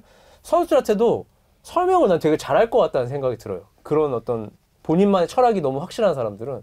그래서 저도 되게 기대가 되고 내년에도 이슈 메이커가 되고 만약 예를 들어서 광주가 부진하면 부진한 대로 이슈 메이커가 될 거예요. 왜냐하면 어쨌든 반짝이었구나. 뭐 이렇게 하면서 또 그걸 이정효 감독이 극복하는 과정도 나는 되게 스토리네. 스토리도 궁금해지고. 근데 그것도 이제 긴장이 될 것 같습니다. 이제 광주를 상대하는 팀은 긴장을 할 거예요. 나는 내려설 것 같아. 내려설 거예요. 사실 그게 그러니까 지난 시즌 2023 시즌 처음에 그러니까 1라운드 로빈, 2라운드 로빈, 3라운드 로빈으로 갈리잖아요. K리그가 이제 파이널 라운드까지. 광주를 상대하는 팀들이 어설프게 압박을 광주 좀 많이 뛰네? 우리가 역으로 압박해볼까 하다가 당한 팀이 제가 갔던 경기이기도 하지만 4라운드 인천이 그랬고요. 5대0으로 발렸고 그리고 그 다음 라운드 수원FC가 스코어는 2대0인데 아무것도 못했거든요. 그래서 김도균 감독이 그 얘기를 했어요. 경기 전에 광주가 최근에 경기를 보니까 압박이 굉장히 높고 위에서부터 강하고 공수관계가 컴팩트해서 그걸만 잘 파헤치면 우리가 공략할 수 있을 것 같다라고 했는데 아무것도 못했어요. 슈팅을 못했어요. 그래서 다음 라운드에 김도균 감독 만나봤더니 감독님 제가 중계하면서 느꼈던 거는 준비하신 것보다 광주의 압박이나 기동력이 더 강했던 것 같은데 맞나요? 그러니까 맞다고. 현장에서 느끼는 거하고 다른 거야. 이게 분석할 때하고. 그래서 어쨌든 2라운드 로빈 혹은 1라운드 로빈 마지막에는 광주를 상대하는 팀들이 좀 내려섰었어요. 그렇죠. 지키려고. 난 내년엔 더 내려서면 또 이런 얘기 나왔어. 야, 니네가 쓴 돈이 얼만데 광주 상대로 내려서 이렇게 할 수 있단 말이야. 그거 이미 올 시즌 막판에 나왔지. 많이 나왔어요. 많이 근데 내년에는 난 정말 광주 이기고 싶으면 자기가 대단한 아이디어가 없으면 사실 내려서는 게 어떻게 보면 현명한 거야. 현명할 수도 있지만 내려서 또 져봐. 너네 지금 쓴 돈이 얼만데 내려섰는데 져? 이거 삼중고란 말이야. 그렇죠. 그러니까 이정효 감독이 이렇게 긁으면서 또 유도하는 것도 분명히 있단 말이에요. 근데 사실 광주는 내년이 걱정입니다. 내년이. 어쨌든 선수들의 이탈이 좀 있을 수밖에 없고. 그러니까 선수들의 이탈도 있고 ACL 나가는 시도민 구단이 이게 생각보다 굉장히 난이도 있는 미션이거든요. 그래. ACL 진출했다가 바로 강등권으로 떨어진 팀이 경남과 성남이 있어요. 네, 성남이. 그러니까 그런 팀들의 전례를 봤을 때 진짜 ACL에 나간다는 거는 단순히 대회 하나가 추가되는 게 아니라 그 대회를 위해서 팀 전체가 한 단계 업그레이드를 해야 살아남을 수 있는 거거든요. 하지만 추춘제기 때문에 그때랑은 경남은 2월부터 그렇죠. AC로 조져져가지고 어려웠고 이거는 반년 해보고 플레이오프잖아 또.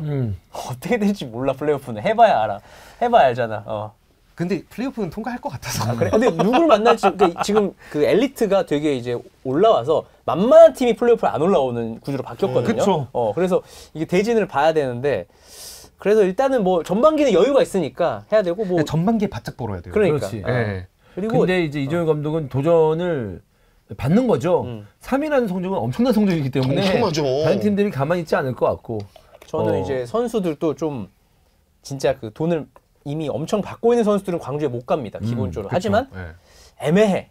근데 내가 좀 축구적으로 스텝업 하고 싶어. 나는 충분히 광주 갈 수 있는 선수들이 그래도 K리그 안에 몇 명 있다고 봐요.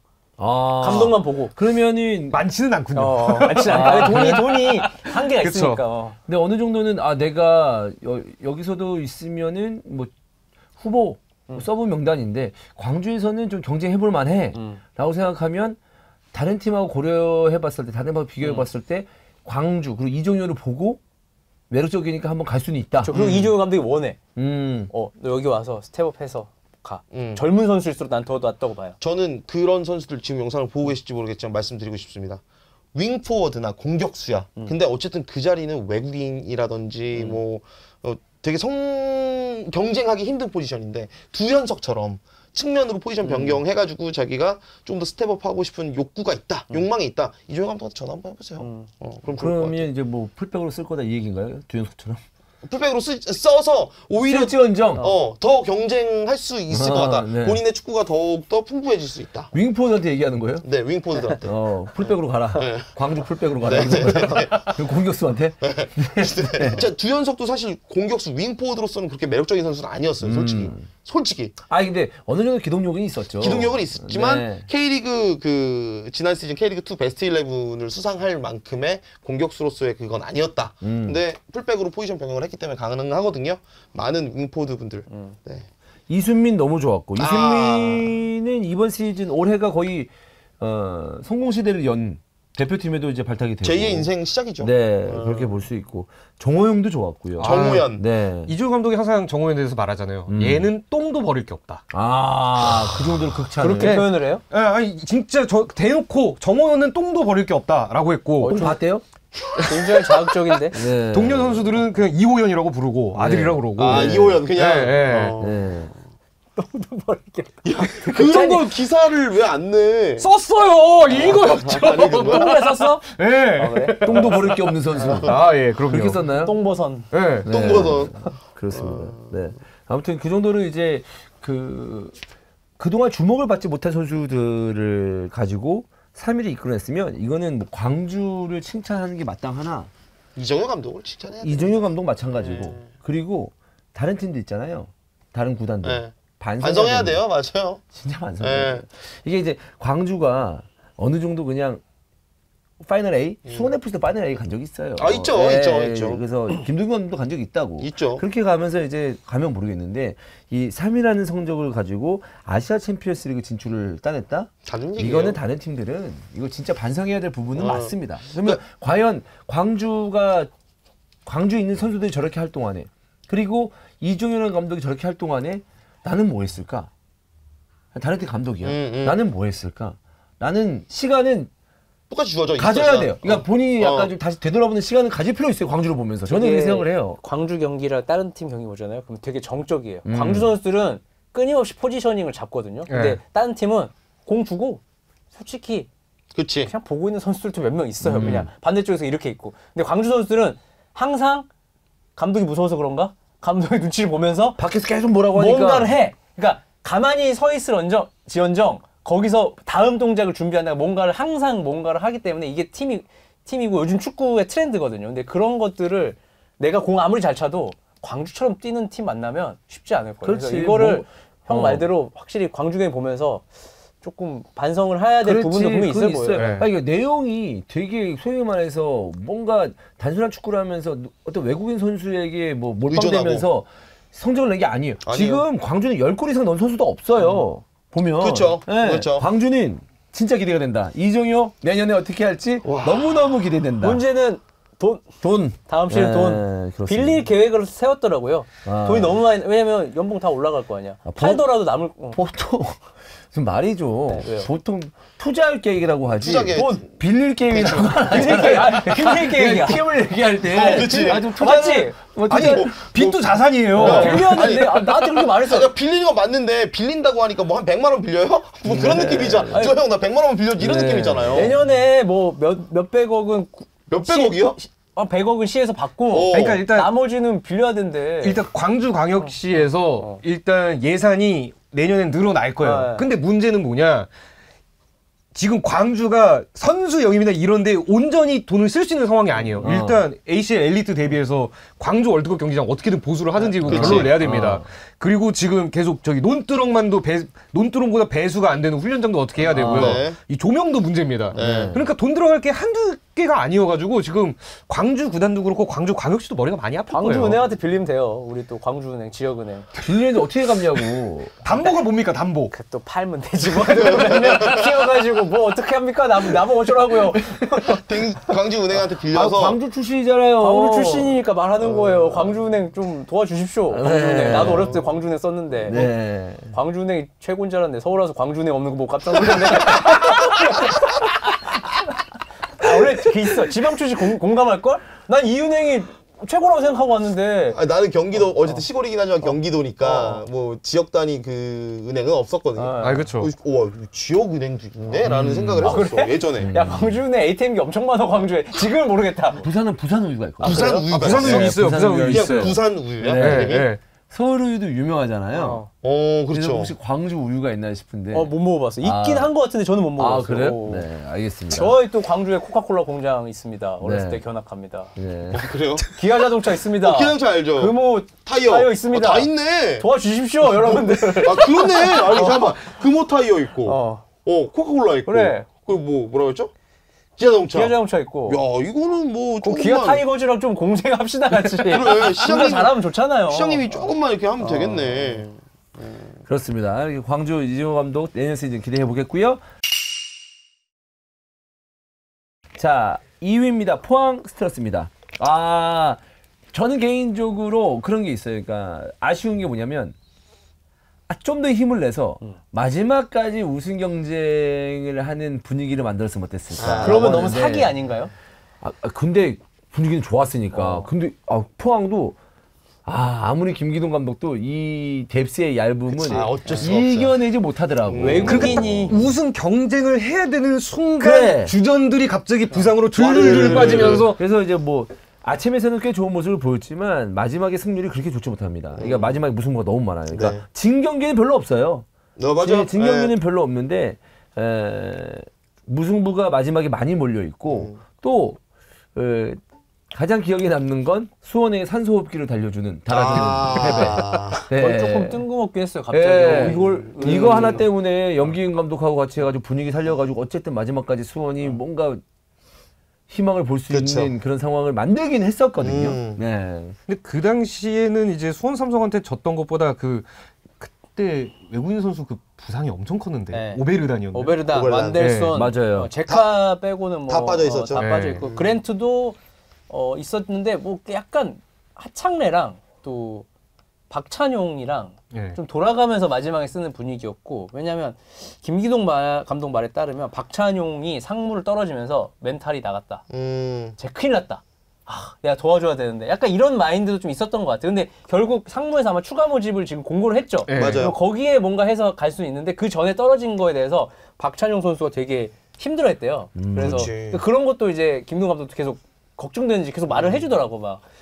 저거 해야 되는데 어떡하냐 뭐 이러면서 그래서 뭐 그런 사정도 있었고 뭐 사이드백도 김용환, 심상민 완벽한 상태로 계속 못 갔고 뭐 백업이든 주전이든 어쨌든 뛸 수 있는 선수들인데 그래서 우리 노인 신광훈과 박승욱이 돌아가면서 여기저기 다 땜빵하는 상황이 있었고 그러니까 지원 없는 팀이 감독 역량과 선수들의 희생으로 어디까지 올라갈 수 있는지를 보여준 시즌 같아요. 대단해요. 사실 뭐 7월 12일, 그러니까 22라운드부터 아침 다 포함해서 시즌 끝날 때까지 2번 졌어요. 이거 마지막 어떻게든 버텨낸 거거든. 그 2번 진 게 울산한테 지고 수원한테 진 거야. 그러니까 둘 다 하나는 되게 이해가 되잖아. 그리고 마지막에 그래도 김기동이 나가기 전에 뭘 했던 게 어린 선수들을 썼어. 그러니까 어쩔 수 없이 쓴 것도 있는데 어쨌든 썼어. 뭐 강현재, 윤재훈 이런 선수들 계속 투입을 하면서 그래도 내년을 좀 만들어 놓고 나간 느낌이 있거든요. 마지막에. 그러니까 베스트 11에만 22세 자원들이 4명씩 들어온 경기들이 적지 않아요. 그러니까 물론 부상으로 빠진 빠진 선수들이 있지만 그럼에도 불구하고 뭐 홍윤상, 김준호는 워낙 잘 썼으니까 주전급이니까 그 선수들을 제외하고라도 2명의 선수들이 더 들어왔다. 이거는 타 팀에서는 사실 상상할 수 없는 일이잖아요. 그리고 포항이 또 이제 시즌 막판에 또 상황도 굉장히 나쁘지 않았었던 게 만약에 둘 중에 하나라도 만약에 안 됐으면 안 됐을 거예요. 만약에 울산과 마지막까지 1위 우승 경쟁을 했거나 또는 ACL 16강을 조기 확정짓지 못했거나 이 둘 중에 하나만이라도 했어도 어린 선수들이 뛰지 못했어요. 예. 그런데 이제 이게 뭐 좋다고 말해야 될지 모르겠는데 우승 경쟁, K리그 1 우승 경쟁도 끝났고. 일찌감치 끝이 나버렸고 그리고 ACL도 너무 빠르게 16강 진출을 조기 확정을 지으면서 어린 선수들이 그래도 맘 놓고 뛸 수 있는 막판의 환경을 만들어줬다. 윤재훈이라는 선수를 저는 좀 마지막에 재밌게 봤는데 그냥 뒤가 없어요. 공 잡으면 전진이야. 그냥 바로 그냥 키가 전진 키밖에 없는 선수. 그러니까 이거 팬들이 환장하는 포인트긴 하거든요. 컨트롤 자체가 일단 돌아서면서 전진하는 컨트롤이고 되게 수비수 입장에서는 안 올 것 같은데 갑자기 대가리 밀고 들어오니까 좀 부담스러워하는 게 느껴지더라고요. 물론 이제 그 어떤 세기와 이게 잔재주 이런 건 아직까지는 없는데 저는 꽤 마지막에 인상적으로 봤기 때문에 다음 시즌에 그래도 좀 나름의 출전 기회를 좀 뭐 박태 감독 나름 다르겠지만 뭐 보장받지 않을까 생각해요. 2002년생이면 한 번 더 그 22세 기회가 있기 때문에 제가 중계할 때도 그 선수가 교체로 들어와서 전진키 이 위닝이나 피파 할 때 이거 빨리 달리기만 계속 누르고 있는 그런 느낌인데 그게 벗겨지면 확확 벗겨지잖아요. PK를 얻어가지고 제카가 성공을 했었는데 인터뷰를 그 선수를 했어요. 그랬더니 약간 인터뷰할 때도 약간 웃음벨 있는 선수야. 약간 밝아. 그래서 긍정적인 마인드를 갖고 있고 올 시즌 안에 공격 포인트 하나 좀 보고 싶다. 그랬더니 저도 기다리고 있는데요. 되겠죠 뭐 이러더라고. 좀 괜찮아. 인기 있을 만한 스타일이야. 플레이 스타일 자체가 시원시원하니까. 그리고 이제 저는 이제 내년 시즌으로 넘어가면 궁금한 게 이제 그 김준호 선수가 일단 도련님 치고는 떨어졌죠. 그러니까 6번이 나은 66번. 격하는 됐어. 어쨌든 감독이 바뀌었잖아요. 이거는 당연히 박태하 감독이 냉정하게 판단을 하겠지만 조금 궁금해지긴 해요. 선수로서 평가를 해야죠. 냉정하게. 평가를 해야죠. 근데 저는 오히려 김기동 체제 하에서 김준호가 많이 못 뛰었다고 생각합니다. 냉정하게 기회를 준 거죠. 그러니까 아들이라서 더 냉정하게 봤다고 더 냉정하게 봤을 거예요. 생각이 들어요. 잘 못하는데 계속 나오면은 이거 아들이니까 출전시킨다라는 말이 나올 수 있으니까. 내가 말했잖아. 전마저 딱 뛰고 아이고 아무것도 안 해서 다행이다. 바로 뺀다고.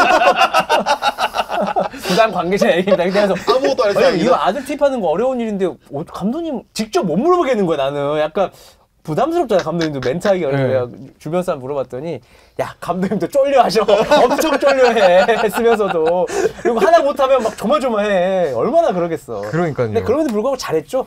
잘했어요. 아무 말 안 나왔죠. 아들이라서 뛴다 이런 거 전혀 없었지. 전혀 없었지. 그러니까 딱 본인의 역할을 해줬어요. 김준호 선수가.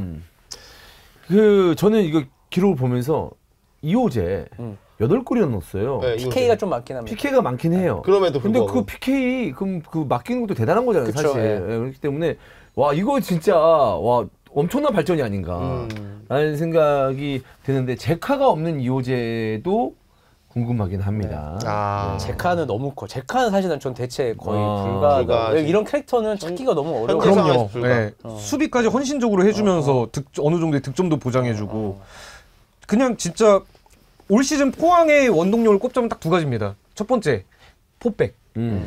김기동 감독이 저한테 얘기해줬던 것 중에 하나가 포항이 스틸타카 뭐 공격 축구 하는데 사실 우리 전술의 핵심은 포백이다.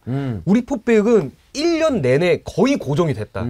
이 4명이 버텨주니까 우리가 공격을 할 수 있는 건지 여기에서 조금이라도 균열이 생겼으면 내 축구 못했다. 이렇게 얘기를 했어요. 사실 네. 옛날 하창래 되게 불안했어요. 그렇지. 맞아. 군대 가기 직전은 좋았는데 그 전으로 가보면 약간 그쵸. 무게중심 높고 약간 불안감이 있었는데 갔다 와서도 올해 대전하고 하는데 어설프게 컨트롤 바운드 되는 볼 놓쳐가지고 뒤로 빠져서 자화체에서 퇴장당했어요. 그래 그런 것도 그런 있는데 것들이 있어. 그래, 옛날에 하창래 그 범프리카 까비 아깝소 하면서 그랬단 말이야. 근데 이제 그 얘기 안 나오잖아. 그 빌드업도 그러니까 공을 엄청 잘 차진 않거든요. 근데 되게 포항에 딱 알맞는 킥 능력을 가지고 있어. 내가 봤을 때는. 측면으로 딱 열어주는 거. 대각선으로 열어주는 거. 그래서 나는 너무 캐릭터도 좋은 것 같고 되게 일단 기본적으로 좀 성실한 캐릭터고 네, 해서 네. 나는 되게 큰 역할을 했고 물론 이제 그랜트가 왼발잡이고 외국인이기 때문에 좀 더 뭔가 중요한 역할을 맡은 것들 보이지만 난 하창래의 역할도 엄청 컸고 그 둘의 백업 역할을 하는 박찬용 오른쪽 뛰었다 왼쪽 뛰었다 왔다 갔다 하는 것도 이거 쉬운 건 아니거든요. 레귤러로 뛰지 않는 센터백들은 쉽지 않은데 이것도 잘 건져주면서 잘 했던 것 같고. 그러니까 이 백포가 어떻게든 일단 포항의 첫 번째 핵심이었고 두 번째는 외국인. 그러니까 완델손, 오베르단, 제카, 그랜트가 솔직히 중박 이상은 다 평타 이상은 쳐줬어요. 완델선, 오베르단, 제카 이런 선수가 전북에 있었잖아요. 전북 달라졌을 수도 모릅니다. 진짜. 네. 근데 이 포항은 뭔가 포항만의 그 묘한 분위기가 있어요. 그러니까 우리가 포항 선수들이랑 솔직히 일을 많이 하잖아요. 네. 여기 오는 은퇴 선수들. 하다 보니까 네네. 여기 오는 선수들도 죄다 포항 선수들 김승용 빼곤 다 포항 선수고 한데 그러니까 그게 있어. 뭔가 문화가 있는 것 같아. 그걸 꼭 누가 전수해주거나 누가 막 가르치거나 하는 것 같지는 않거든요. 근데 이게 보면 지금 신광훈, 김승대가 남아있었잖아. 그쵸, 그러니까 예. 그런 옛날에 형들이랑 했던 걸 계속 이 팀에서 유지를 해나가면서 좀 행복하게 잘 지내는 거? 그리고 외국인 중에서는 그 역할을 완델손이 해주고 있으니까. 그러니까 항상 그런 좀 끈끈함이 항상 포항은 있었던 것 같아요. 포항이 막 모래알처럼 막 흩어졌던 적은 성적이 좋든 안 좋든 별로 없었던 것 같아요. 네. 생각보다 그냥 전체적인 분위기가 유쾌하고 크게 뭐 모난 잡음 없이 이렇게 잘 돌아가네. 감독이 계속 바뀌었는데도 불구하고 그게 유지된다는 게 되게 쉽지 아니 않아요. 위기도 있긴 했었어요. 사실 뭐 최진철 내지는 뭐 최순호 이렇게 있으면서 위기는 있긴 있었어요. 근데 맞잖아요. 그렇다고 선수단들이 막 분열하거나 이런 뭐 상황은 그런 건 없었거든요. 없었지만 아무튼 최근에 포항을 봤을 때는 김기동 감독 필두로 해서 굉장히 단단한 팀이 됐는데 중요한 건 김기동 감독이 서울로 이동했습니다. 네.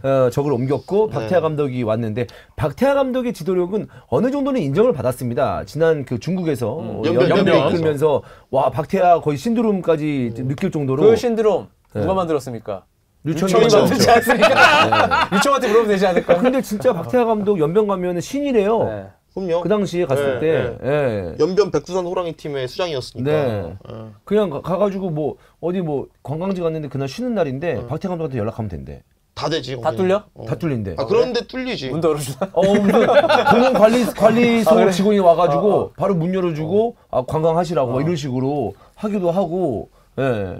그렇다고 하는데 아무튼 근데 오랫동안 또 현직에서 떠나 있었기 때문에 그것도 박태하 단점이긴 감독에 하죠. 대해서는 저 물음표가 붙는다. 그러나 포항 레전드 아니겠습니까? 그 부분에 있어서는 팀을 통솔하는데 어려움이 없을 것 같으나 제카 떠났고 방금 얘기한 하창래 떠났잖아요.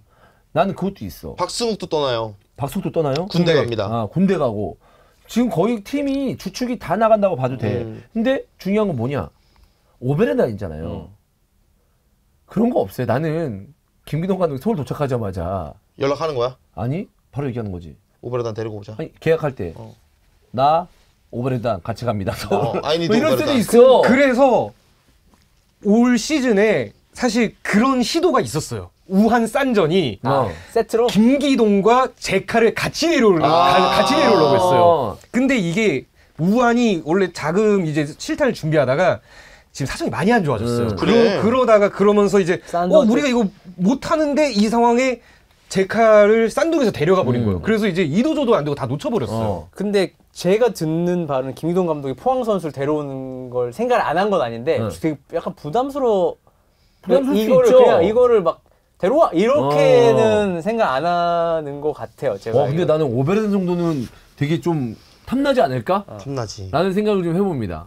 근데 네. 지금 좀 문제는 박태하 감독이랑 연변에서 김승대 선수가 같이 있었거든요. 그쵸, 같이 있었어. 안 좋았다며. 네, 안 좋았다고 보여요. 제가 볼 때. 왜냐면 마지막에 좀 경기를 좀 들쭉날쭉하게 뛰고 좀 이런 게 있어가지고 마무리가 되게 깔끔하게 된 것 같진 않아서. 근데 김승대 지금 뭐야?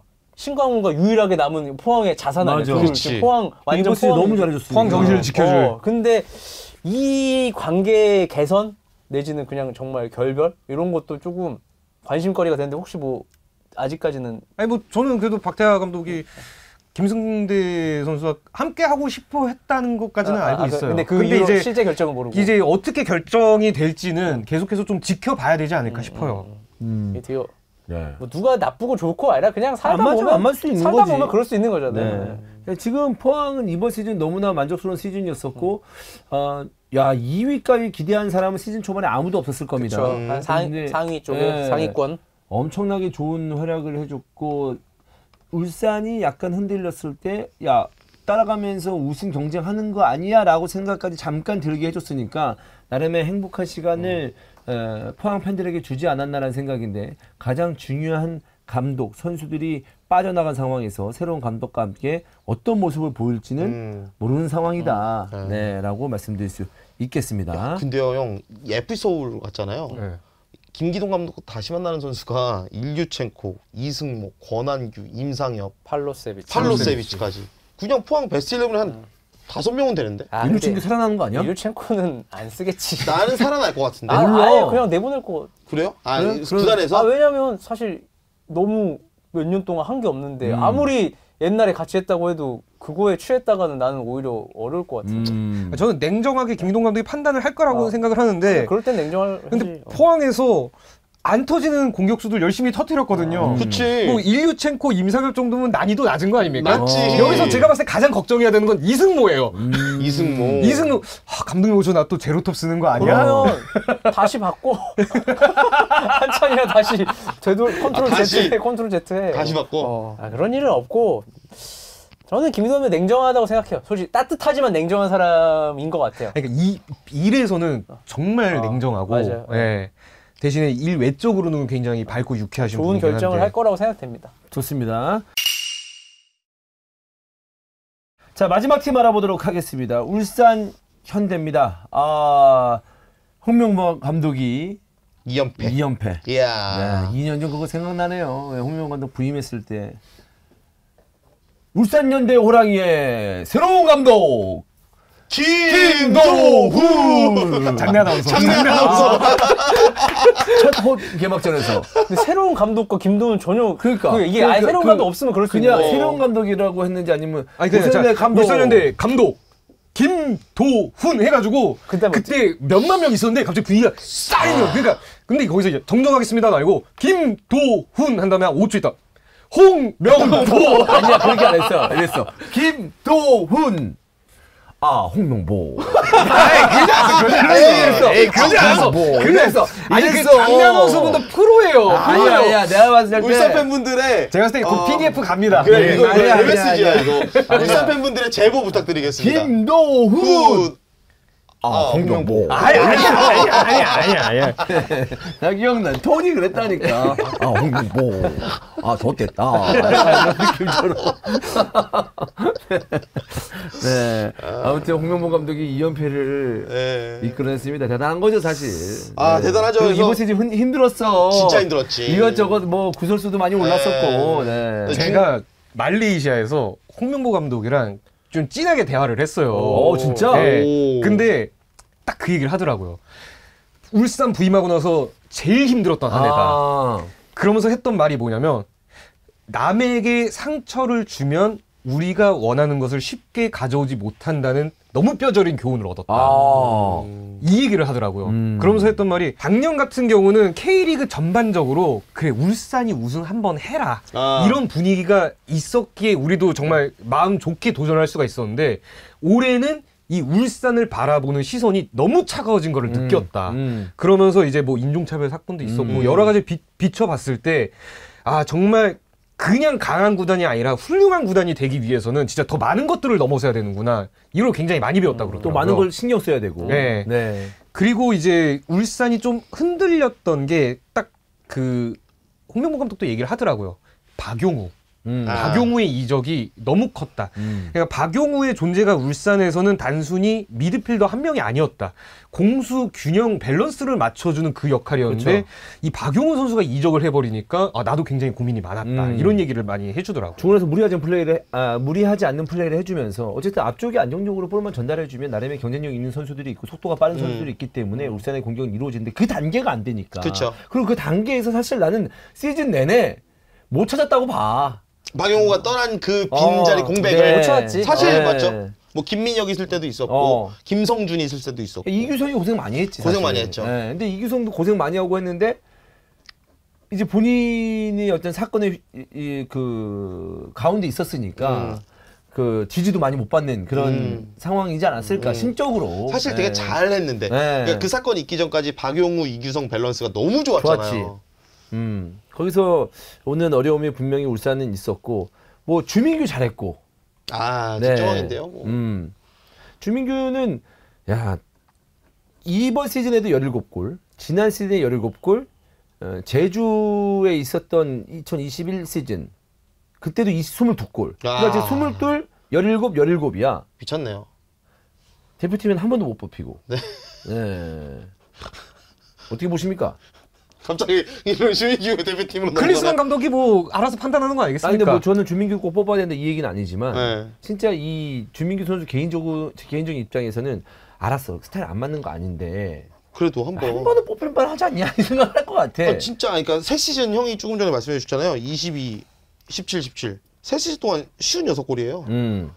56골 새 시즌 동안 꾸준히 넣은 선수가 대표팀에 못 간 경우도 보기 쉽지 않죠. 네. 그렇죠. 이원 챔피언십이라도 어떻게 한번 좀 갔으면 좋겠다는 마음은 있습니다. 통하지 않고. 네. 좋습니다.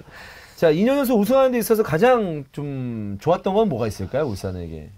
역시 뭐 밸런스인 것 같아요. 이 밸런스가 그게 뭐냐면 결국에는 뭐 전북과 비교했을 때 선수들이 굉장히 좋은 선수들이 많잖아요. 어쨌든 대한민국의 축구 제일 잘하고 몸값이 비싼 선수들이 몰려있는 팀이 울산과 전북인데 울산은 그래도 좀 이 포지션별로의 밸런스가 전북의 불균형보다는 낫다. 그리고 어쨌든 홍명보 감독의 그 카리스마가 뭐 전술적으로 대단하다 아니면 축구를 굉장히 뭔가 특이하게 한다 이런 느낌은 아니잖아요. 홍명보 감독은 4-2-3-1 그냥 기본 디폴트 딱 시켜놓고 거기서 잘할 수 있는 것들을 극대화시키고자 하는 노력을 하는 감독인데 그런 이끄는 동기부여 이런 것들을 홍명보 감독보다 지금 K리그에서 잘할 수 있는 감독이 있을까라는 생각을 했을 때는 없죠. 근데 저는 오히려 그래서 좀 아쉬운 부분도 있어요. 어떤 포인트에서? 좀 더 개인적 욕심일지는 모르겠으나 좀 더 신박했으면 좋겠다. 뭔가 이 4-2-3-1 틀을 갖추고 있지만 거기서도 좀 더 완성도 있고 뭔가 멋있는 장면들이 많이 나왔으면 좋겠다. 다른 장면들이 좀 있었으면 좋겠다. 근데 이게 있긴 있어요. 왜냐하면 저는 올해 울산의 우승에 좀 어떤 의미를 부여하고 싶냐면 고기를 먹을 줄 아는 노련한 팀이 됐다라고 평가를 하고 싶어요. 그 말씀하신 대로 성주형이 말씀하신 대로 4-2-3-1을 가지고 이제 기본 틀을 좀 갖고 가는데 올해 울산이 3백을 딱 2번 썼어요. 그게 전북전이랑 포항전이었어요. 그러니까 옛날에 울산은 야 우리 우승해야 돼. 우리가 하던 거 계속 공격적으로 나가서 야 이걸로 해 하다가 얻어맞고 지고 놓치고 하는 경우가 좀 있었는데 이제는 야 일단 우리는 이거 고비 넘기기 위해서 이런 것도 해야 돼라는 거를 타협을 하는 거예요. 타협을 하기 시작했어요. 그래서 이것도 홍명보 감독이랑 얘기를 했더니 사실 백스리를 작년부터 계속 했대요. 훈련 때는. 근데 이제 선수들이 이게 몸에 적응하고 익숙해질 때까지 굉장히 오랜 시간이 걸렸기에 오래 쓸 수 있었다라고 이야기를 하더라고요. 그러니까 나름대로 이제 사실 작년까지만 해도 홍명보 감독이 전술 되게 고집이 세다 뭐 이런 얘기가 있었는데 조금씩 유연함도 보여주고 이 우승이라는 타이틀을 따기 위해서는 어느 정도 타협도 하고 약간 좀 뭔가 노련해진 느낌을 좀 많이 받았습니다. 그 경기가 32라운드 포항전 얘기하는 거 아니에요? 제가 그 입중계한 것 같은데. 개 재미없게 네. 근데 저도 그걸 봤어요. 울산이 이렇게 한다고? 했는데 내가 이제 전반 끝나고 후반 딱 했을 때 그때 이제 울산이 되게 좀 안 좋을 때였어. 흐름이 좀 하향세였죠. 근데 어쨌든 앞에 벌어놓은 게 있으니까 지켜내면 되잖아. 또 포항은 같이 우승 경쟁하는 팀이잖아. 네. 그러면은 포항이 승점 3점만 안 주면 된단 말이야. 내가 이제 후반에 딱 후반 좀 하자마자 제가 봤을 때 지금 이거 생각하고 온 것 같다. 의도적으로 엉덩이 빼고. 승점 1점도 만족하는 것 같다. 아. 난 이거에 대해서는 인정하겠다. 라고 나도 얘기를 했던 기억이 나거든요. 그리고 나서 푸른 파도가 뭐 친다야 뭐야? 그냥 푸른 파도. 그냥 푸른 파도. 그 영상 말하는 거야? 다큐. 그래서 다큐도 봤어. 예. 그 아주 지나고 시즌 끝나고 봤어. 뭐 라커룸 토크 뭐 하는 거. 근데 제 기억이 맞다면 홍명보 감독이 라커 들어왔을 때 표정을 읽었어. 만족하는 표정이 아니고 만족한다 막 이게 아니었는데 됐다. 이거면 됐어. 됐다 하면서 우리가 지금 원하는 대로 됐다고. 우리가 오늘 준비한 대로 우리가 경기력을 보여줬다고. 약간 이런 느낌으로 성대모사 하신 거죠? 얘기를 한 거야. 그래서 그 느낌이 들더라고. 그러니까 그 포인트를 잡았다는 거 아니야. 그쵸. 울산이 사실 과거에 우승 못했던 그 상황을 되짚어 보면 항상 포항한테 잡히거나 전북한테 잡히거나 그러면서 빠그라진 경우가 많았어요. 그러니까 진짜 저도 그 31라운드 경기를 보면서 느낀 게 와, 오랜만에 포항 팬들이 정말 야구르겠다. 그 전까지는 항상 포항 팬들이 막 울산 팬들 엄청 놀리는 그런 과정이었거든요. 고춧가루 뿌렸으니까. 그리고 막 신나고. 근데 이때는 정말 정반대의 상황이 되면서 와, 울산이라는 팀이 한 단계 더 강해지고 노련해졌다라는 느낌을 좀 저는 많이 받았어요. 그래서 나는 그런 게 있어요. 그러니까 그 경기를 보면서 이제 울산이잖아. 그러니까 그냥 그런 거지.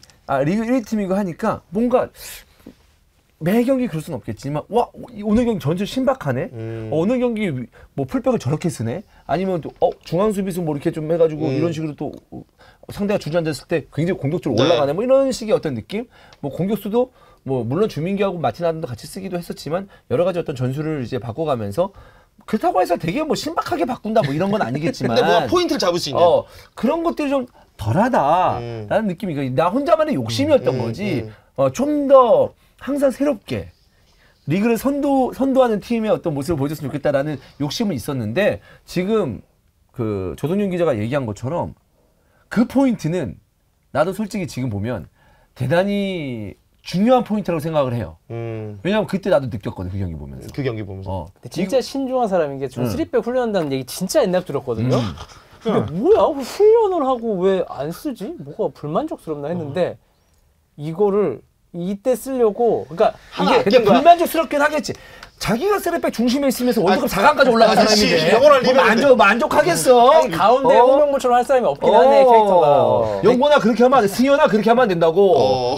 기야 너는 왜 그러냐고 이러면서 쓰레백은 이게 다 마음에 안 든다고. 쓰레백으로 월드컵 4강 간 사람인데. 맞네. 가랑비에 옷 젖듯이 훈련을 한 것 같더라고요. 얘기 들어보면 이제 막 경기 준비 훈련하고 전술 훈련한 다음에 이 시간 좀 남을 때 야 우리 쓰리백 훈련 한번 해보자 하면서 이제 조금씩 이제 훈련을 시키고 적응을 시키면서 이제 드디어 좀 써도 되겠다라는 판단이 왔던 것 같아요. 네. 근데 어쨌든 지킬 거 지켜내면서 뭔가 마음이 급하고 쫄리면은 그래도 승점 3점 따내야 되지 않을까? 우린 울산현대 호랑인데 이러면서 나갔으면은 호랑이가 자빠질 수도 있었는데 그렇죠. 지킬 땐 지켜내면서. 왜냐면 호랑이가 사냥할 때 진짜 조심조심 사냥하거든. 자기 확신이 있을 때까지. 납작 엎드려가지고 한 번에 물어버리잖아. 그러니까 그런 식으로 좀 기다리는 타이밍을 잘 잡지 않았나. 그런 생각이 듭니다. 그러니까 단순 결승전 한 경기가 아니고 38라운드 시즌을 치러야 되는 거니까 이 밸런스 어떻게 보면 마음의 컨트롤하기가 쉽지 않을 것 같거든요. 근데 사실 내용은 전체적으로 좋지는 않아요. 뭐 아침이나 이런 걸 봤을 때도 분명히 답답한 경기도 있기 때문에 일단 2번 우승했으니까 그 어느 때보다 이 선수나 스쿼드에 대해서도 정비를 확실히 해야 되는 그렇죠. 그런 시즌이 돼야 될 것 같아요. 나이가 너무 많아요. 그 어디 통계를 봤는데 전 세계에서 나이 많은 클럽 탑 10 안에 울산이 있어요. 진짜? 되게 높아요. 그래서 근데 나이가 많은 법도 한 게 김용권, 김태환, 김기 다 30대. 그러네. 이청용 30대가 되게 많아요. 그리고 뭐 주민기도 이제 30대고. 박주영이 또 스쿼드에 들어가 있으니까. 그쵸, 박주영이 포함이 돼 있으니까. 계산이 또 될 수밖에 없고 조현우도 30대, 조수혁 30대. 그러니까 되게 30대가 많은 팀이라서 이거 조금 이 팀의 약점은 밑에서 끌어올린 선수가 좀 더 있었으면 좋겠는데. 뭐 장시영 또 마지막에 나온 이재우 이런 선수도 있긴 한데 사실 아직까지는 뭔가 확실하게 임팩트가 주지도 못한 상황이고 홍명보 감독도 아직까지 그렇게 신뢰하진 않는 것 같고. 그래서 홍명보 감독 조심스러운 사람이야. 이런 것도 조심스럽다고. 어린 선수 쓰는 것도 항상. 그래서 좀 빨리 끌어올려서 뭔가 조금 젊은 느낌의 선수단을 만드는 것도 홍명보 감독한테 좀 과제가 될 수 있고. 어쨌든 당분간은 홍명보 감독 체제로 가는 거잖아요. 어쨌든 계약이 연장됐으니까. 그래서 그런 부분도 좀 같이 하면 좋을 것 같고. 지금 톱이 3명이거든요. 뭐 마틴 아담 어떻게 될지 모르겠지만 마틴 아담, 주민규, 김지현. 근데 김지현이 나왔을 때 뭐야? 옛날 느낌 좀 나는데? 약간 이런 경기들이 있었어요. 좋았을 때 느낌. 근데 그렇다고 이 3명을 한 팀에서 톱을 3명을 투톱 쓸 것도 아닌데 품고 갈 수 있을까? 사실 한 명은 김지현 같은 경우는 아무리 내가 여기서 좋은 모습 보여도 쉽지 않다는 걸 느낀 순간부터는 당연히 더 풀 주전으로 뛰고 싶을 거 아니에요. 그래서 이것들에 대한 교통 정리도 확실히 필요하고 그리고 외국인도 지금 바코가 나가고 중국 가죠. 그런 상황이고 보야니치도 쉽지 않고 그렇기 때문에 이것도 이제 조금 아쉬운 외국인 선수 구성이 있기 때문에 일단 루빅손은 꼭 데려가야죠. 네. 루빅손은 데리고 가? 좀 필요하지 않을까요? 그러니까 이 선수는 사실 막 진짜 막 캐리할 수 있는 캐릭터가 아니기 때문에 하지만 외국인 5명 있으면 1명 정도는 이런 캐릭터가 있으면 좀 괜찮지. 도움되지 않을까. 저는 루빅손이 수비적인 제카의 느낌을 많이 받습니다. 수비 뭐 포지션은 다르지만 굉장히 헌신적이고 약간 그 우리가 알고 있는 외국인 선수의 편견과는 좀 다른 느낌이랄까요? 굉장히 좀 기대가 되는 선수긴 해요. 그래서 뭐 내년에 좀 선수단 정리가 필요하고 뭐 22세 자원도 약간 간신히 넘어가는 경향이 있는 팀이잖아요. 막 확실하게 22세 자원을 막 붙박이로 쓰고 막 여유 있고 있는 상황이 아니기 때문에 그런 거에 대해서는 좀 더 필요하겠다라고 생각이 됩니다. 네. 어쨌든 뭐 울산으로서는 이 3연패를 또 거머쥔다면 어마어마한 성과를 내는 거기 때문에 그렇죠. 이번에 한번 딱 쇄신을 하게 된다면은 3연패뿐만 아니라 그 다음 시즌에도 나아갈 수 있는 원동력을 얻지 않을까. 그리고 또 아시아 챔피언스리그에서도 좋은 모습을 보여줄 수 있는 원동력을 얻지 않을까라는 생각이기 때문에 이번 시즌 준비가 그 어느 때보다 중요하다. 네. 네, 지금 얘기한 것처럼 스쿼드가 나이도 좀 있고 그리고 분명히 새로운 외국 선수들 들어오면서 팀의 전력을 좀 끌어올려야 되는 그런 막중한 임무가 있고 어쨌든 뭐 저희가 이제 K리그를 12개 팀을 다 다루면서 마지막에 우승팀은 울산 HD를 얘기했는데 우승 축하드리고 네. 그리고 그 어느 때보다 모르겠습니다.